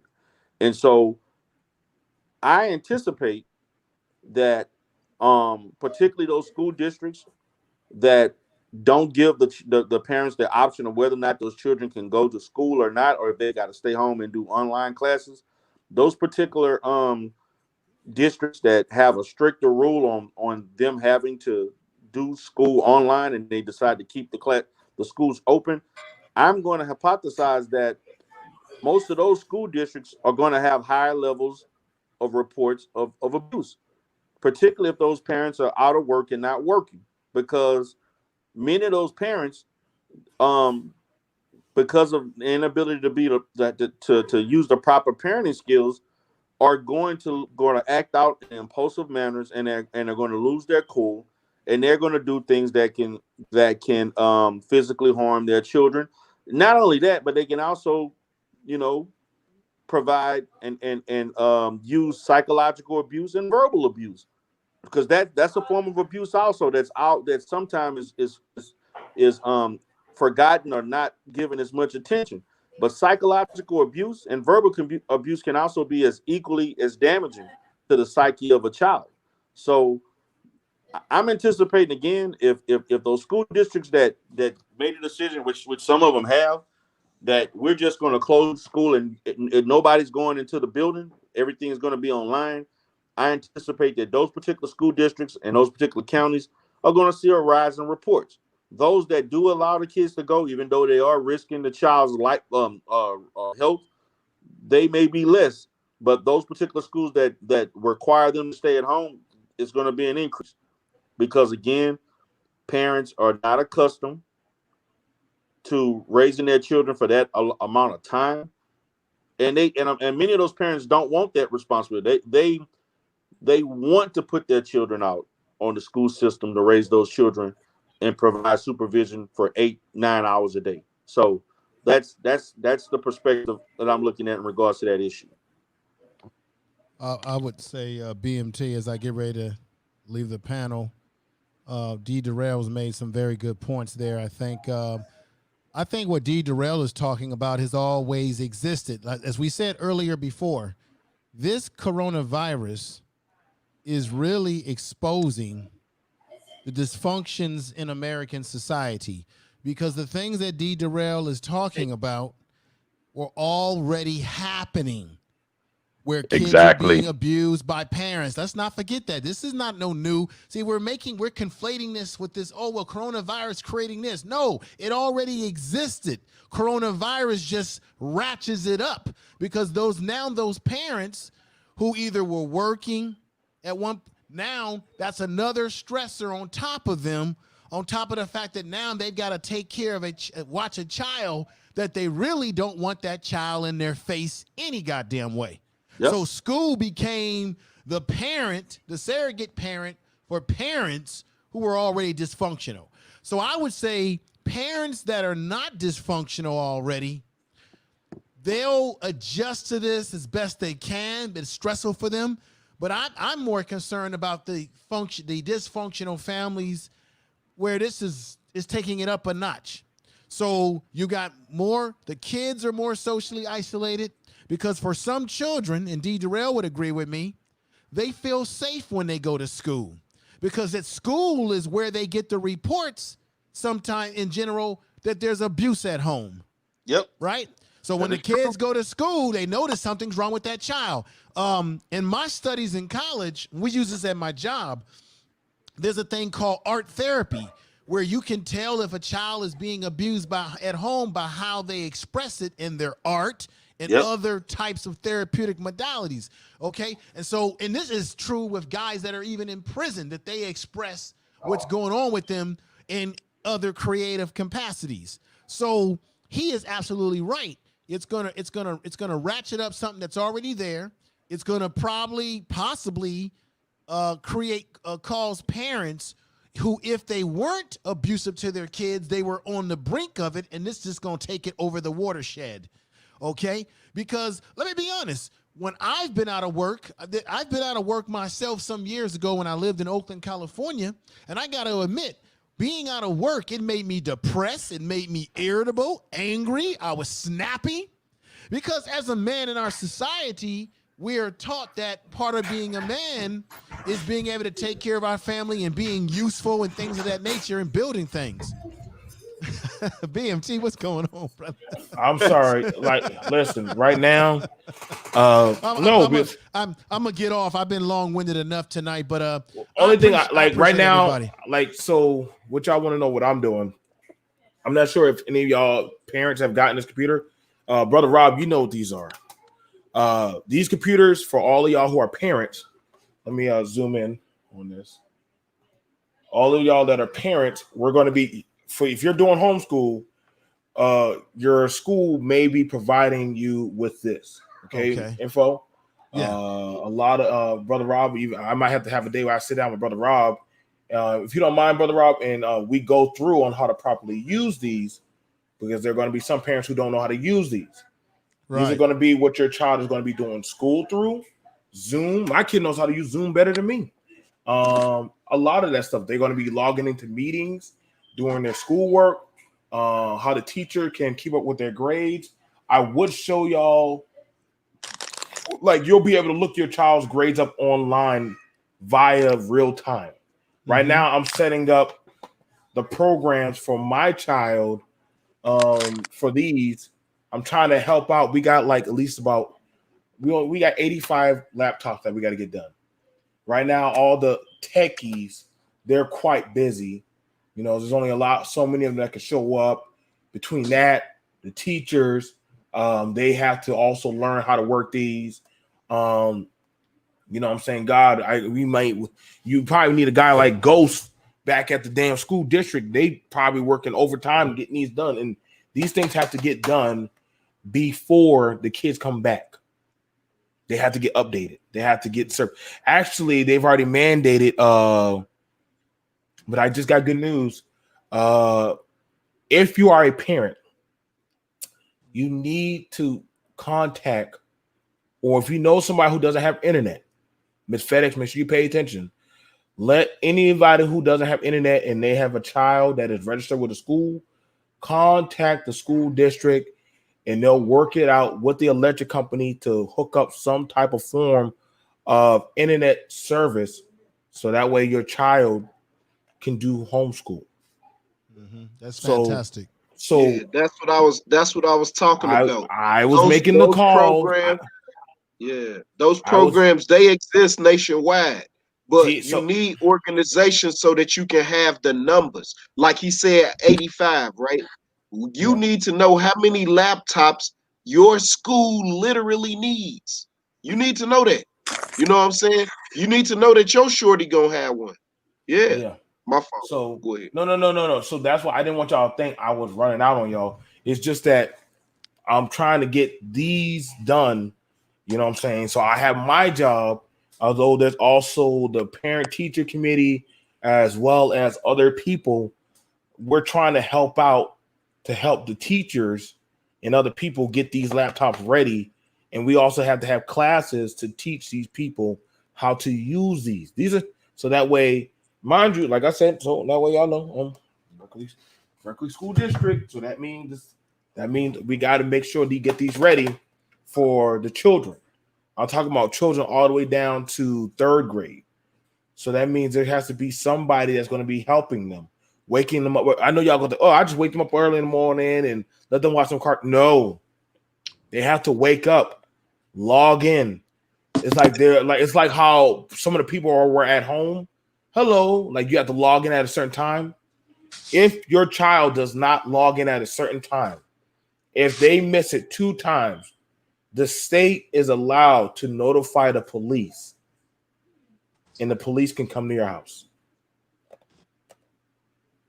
And then you also you'll be fined, because now that's called child neglect. You're not upholding your obligations as a child, as a parent. Make sure that they do. See, I told y'all there's a lot. It's a double-edged sword, and I don't think a lot of people understand. I'm willing to be that parent, but I'm a stay-at-home veteran, so I'm blessed. So I don't mind Brother Rob calling me, Brother BMT. Like, is your boy on right now? Yes. Wake up. You know he's going to be out. Chop him with that belt until you get to that table and get him right on that test. I said, you don't get no breakfast. Should have woke up early. But I also understand that, guess what? Miss FedEx and maybe Info. We also have some children there. They have stuff like they're either bipolar or autism or different other stuff. They may take a little bit more work. Do we have the parents that are willing to step up and step in? Do that. Or you got that mother who said, I don't want to sign my child for special needs. Your child, listen, y'all. Black people, we got to get out of that thing about saying that, listen, my child is inferior because they need extra help. That doesn't mean they're stupid. That don't mean they're dumb. That don't mean they're weak. That don't mean that they're insignificant. It just means they just need extra help. I needed extra help. Okay? I'm pretty sure different brothers, we've had different fields in our life. Like Ghost just told you, and Ghost is a smart man. He told you his dad had to stay up to midnight. Some parents had a doggone, I got to sacrifice it. That's why I said, when y'all be talking about y'all don't want to have kids, you're just telling me you just ain't ready to man up and take care of your responsibility. But don't worry, I got a show coming tomorrow. I got a show coming tomorrow. 6 men made 80 children. 6 men made 80 children. Wow. 6 men made 80 children and never told any of the females that they had other children out there. We got a real problem, y'all. I wonder who's going to help them 80 children. We don't have enough D-Rails. We don't have enough infos. We don't have enough Renaissance. I know I'm not trying to throw Brother Ghost in the goddamn household. And I already got 14 children that I claim as my own. I done put 2 of my babies on the bus to go to college. I sent 3 off to the goddamn military. I kissed them, I hugged them, I told them I loved them. They said, Dad, you want us to stay? I said, no, I did my job. You gone. Come back. You don't owe me no money. You don't need to give me shit. All I want you to do is just make it. But make sure when you get of age and you feel like you're ready, come back home. You come back. See, we don't tell our children, do we? Yeah, we never tell our children to come back. We never tell come back home and teach the next one. We just say, leave, don't come back. I'm gonna do a show info about that. There's very few of us that will come back. I don't have to come back, but I understand that maybe there's a higher divine power why I am here to help these children get this education. I should be out there playing video games, be drinking or doing whatever, but guess what? I got all these laptops laying on the floor. I need to go get re-updated. The principal's in my ass right now saying, Mr. Johnson, did you do it? I got all the emails right now. Hang on, let me make sure I show y'all. Let me show y'all. BMT. I don't want to keep nothing from y'all. Let me show you. I'm one of those parents that stay informed with the school. See, how many people? Yeah, I bet y'all don't even check the emails of the school. Hang on, let me go ahead and pull them up. For y'all. All the emails. Look, I want to show you, Brother Rob. Let me show you how much the school keeps their foot in my ass. Berkeley.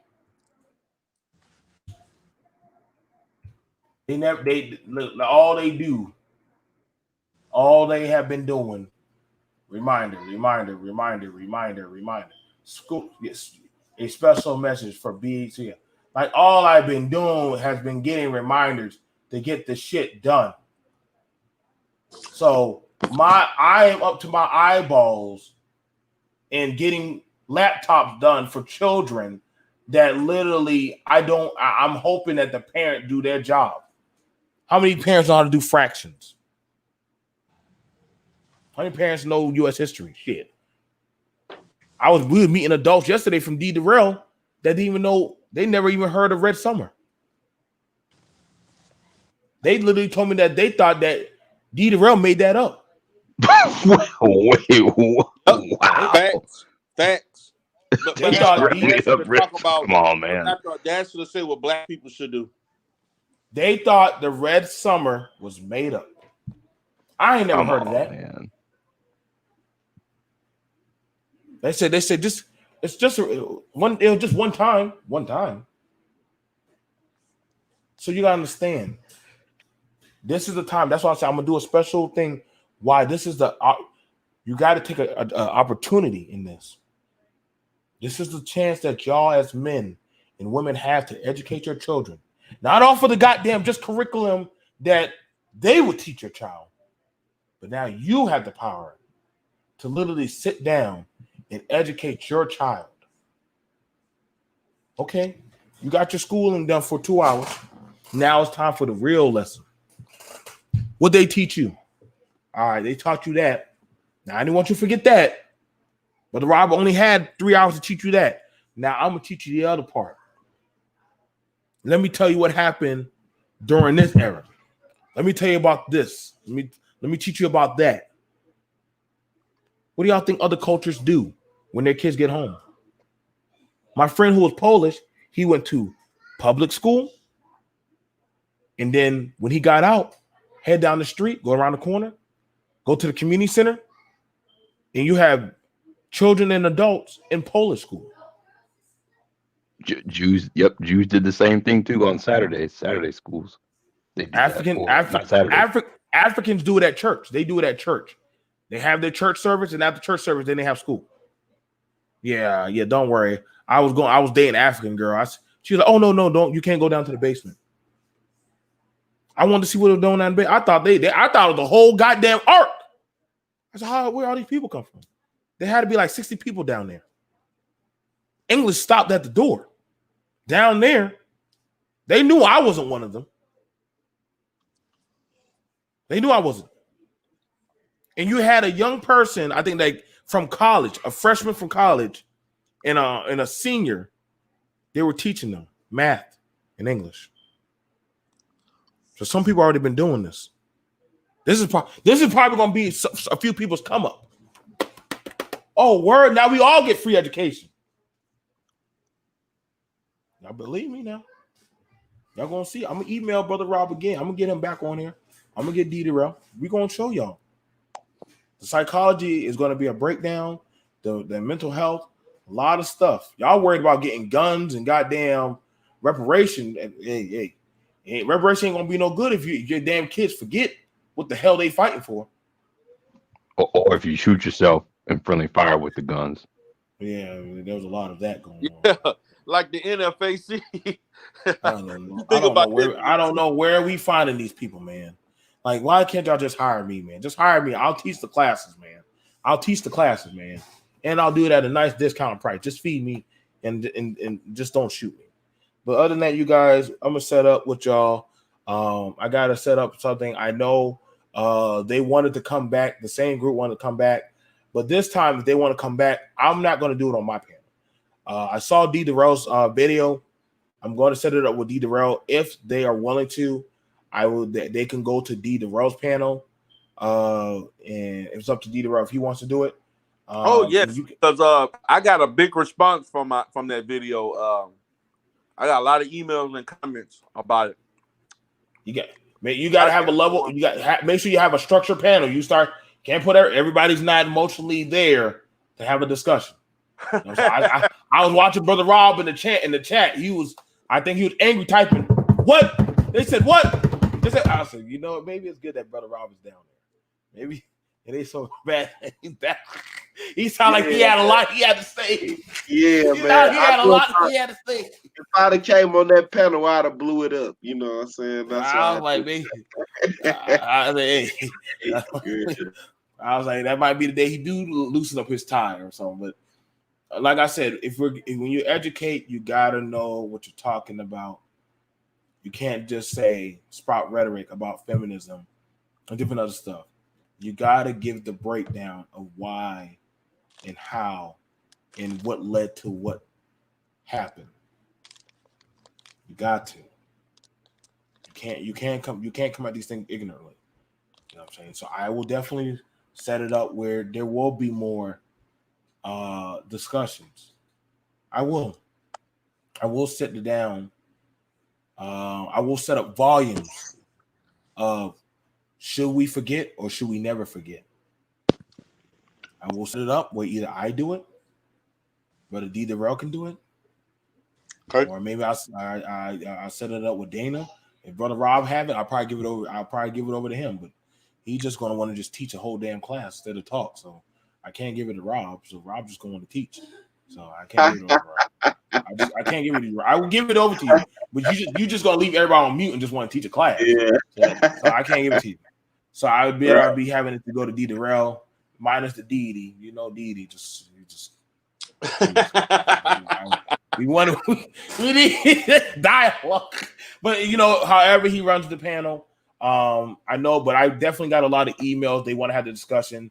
They want to also talk about the preparation and the symbolism of taking a knee, about why we shouldn't be taking a knee. Everybody wants to have the discussion.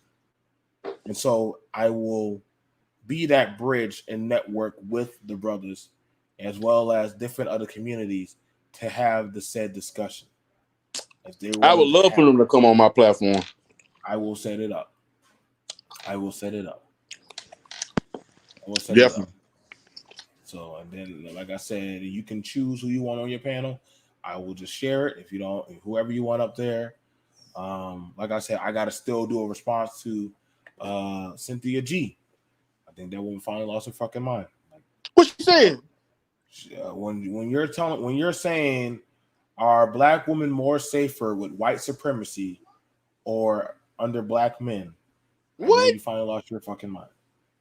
COVID is a result of white supremacy. I know y'all have finally lost y'all damn that don't mind. even make sense. I know y'all finally lost your mind. I thought fantastic. Y'all, you know what? There's somebody out trumped him. That's the thing that blew my mind.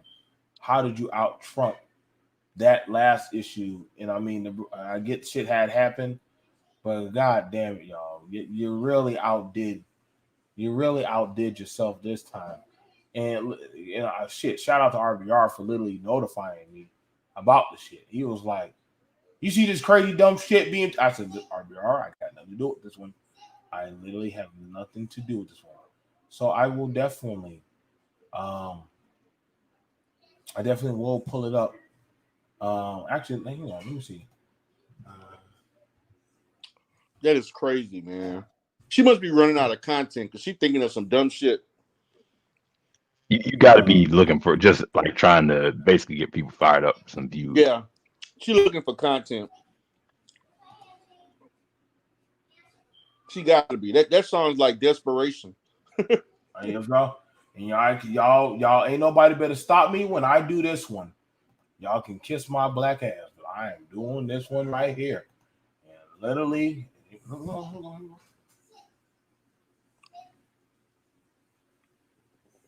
I asked this question on a live stream and haven't had one black woman say she believes black women would be safer under black men, male rulership, than white supremacy. Y'all vote and let me know what you think so we can discuss why black women feel more protected under a system of white supremacy than they would if black men were ruling. You can also comment why you voted the way you did.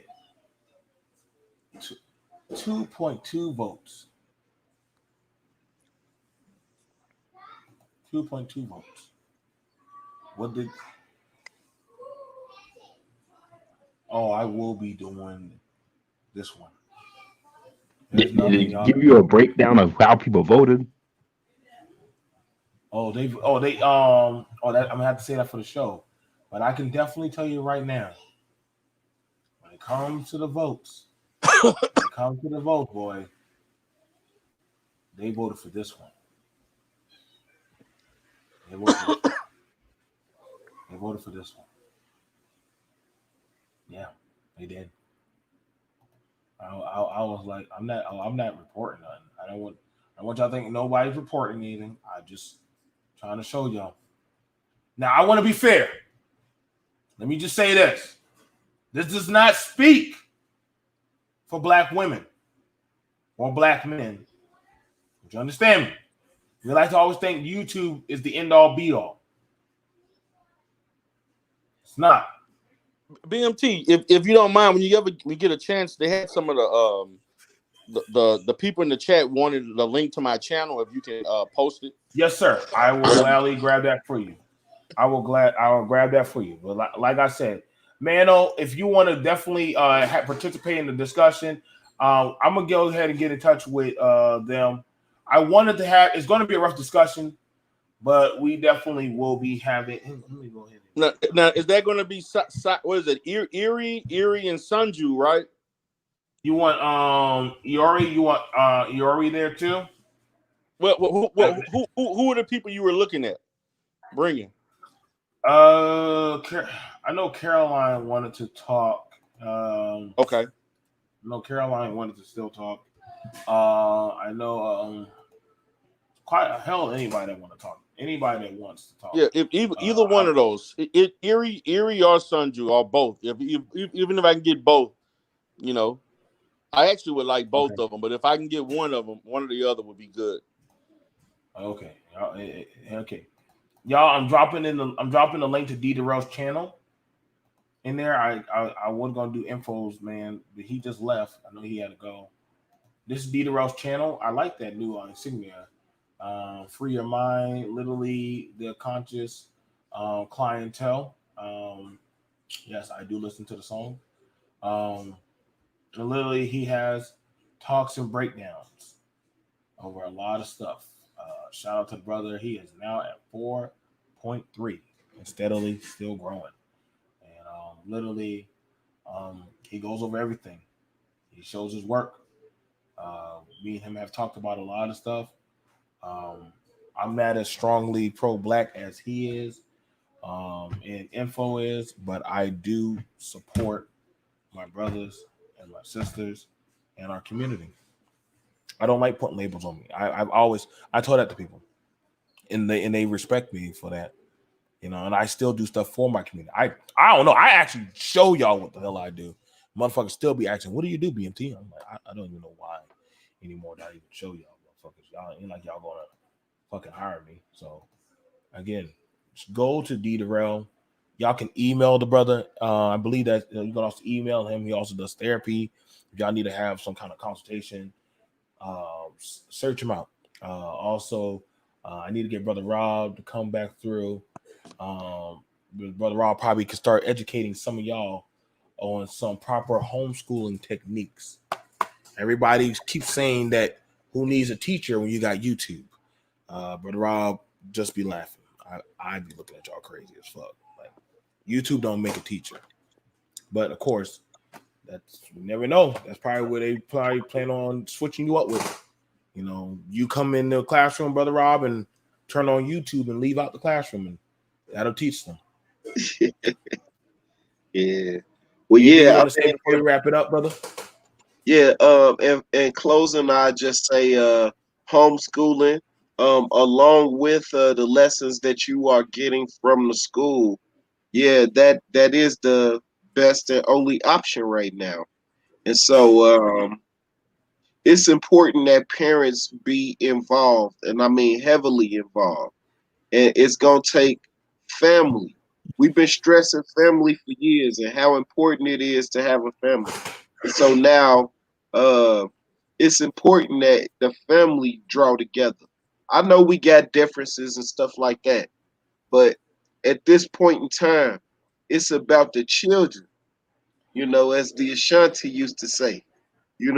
They ain't say good morning to you, right? You would meet a Ashanti man or woman in the morning, and the first thing they say to each other is, how are the children? I think that's important. We do realize that, you only here for a blip, man. So why not work with the people that's gonna be here longer than you? Theoretically. It's important, man. Even if you don't have children, find a way to get involved to support the ones that do. Because it might become a time when you gonna be a parent and you gonna need somebody to lean on, somebody to give you some wisdom, So everybody get prepared, because if your school system has not announced it yet, I seriously doubt if we're gonna be in the classroom after Labor Day. Yeah, like I said, y'all heard it right there from one of them. Somehow y'all know more than him, or no more than me. I would be impressed. That's why I said there was no point in me putting my babies in school, and he knows it. And I just don't want to risk our people. I don't.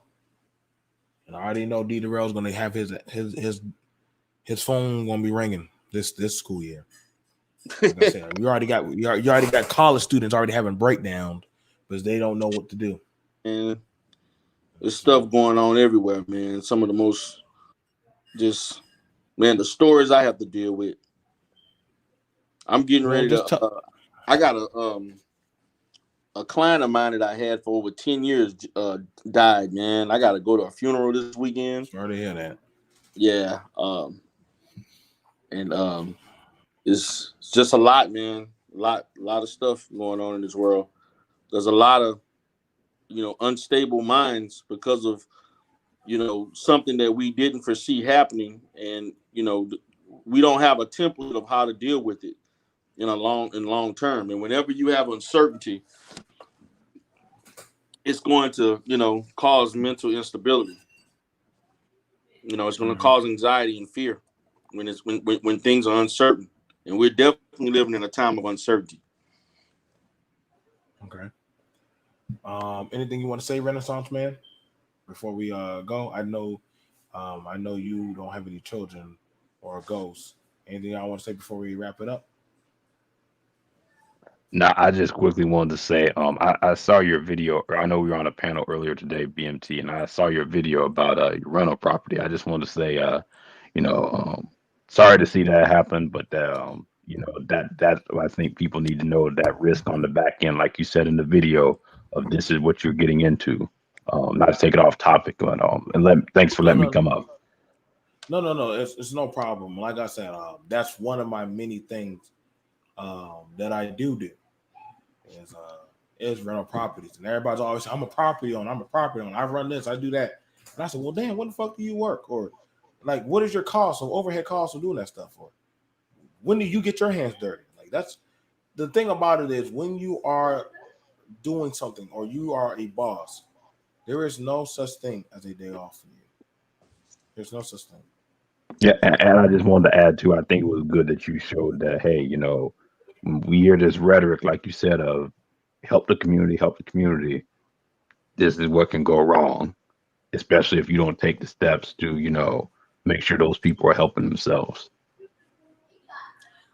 That's what we're trying, man. Ghost, long compadre, what you want to say before we wrap it up? I think Ghost anything. Well, I just want to say it to you guys. I was supposed to cover over the far. Are you there? Thank you for letting me join the panel today. And I think this was a topic that's very timely. Yeah, like I said, this was something that Brother Rob had pointed out to me. I was just going to say, I think this was a very good topic. Thank you so much. I do apologize, you guys. I know. No, go ahead. I was supposed to cover over that Zimbabwe agrees that the white farmers are to get $3.5 billion for reparations, and that's a travesty, man. I saw the Phil talked about that on the Diaspora show. I will go over it tomorrow. I do apologize that they got it. And I told y'all, so when y'all think y'all just running off to another country, don't think your problems stop. Don't ever think your problems stop with us. When y'all divest, don't you understand? Wait, was that like compensation for what Mugabe did? Taking the land from them? Took the land that actually belonged to him. He took back the land that belonged to him. And they got rid of him. And literally they are giving back the land and also paying back $3.5 billion. That's ridiculous. And black folks that ain't one of the best reparational deals this year. I don't know what it is, but shit, I guess they got it. They did that. So let me know. I must be doing something wrong in my life. So, like I said, all right, I'll see y'all guys later. You know what I'm saying? Y'all can also look up the Zimbabwe thing. I'm still gonna cover it tomorrow. But literally y'all can look it up about the Zimbabwe deal for the $3.5 billion. That's a lot of money. I know y'all may think it's not a lot here, but over there, that's quite a bit of money. So I'll see you guys later. Peace. Have a good night.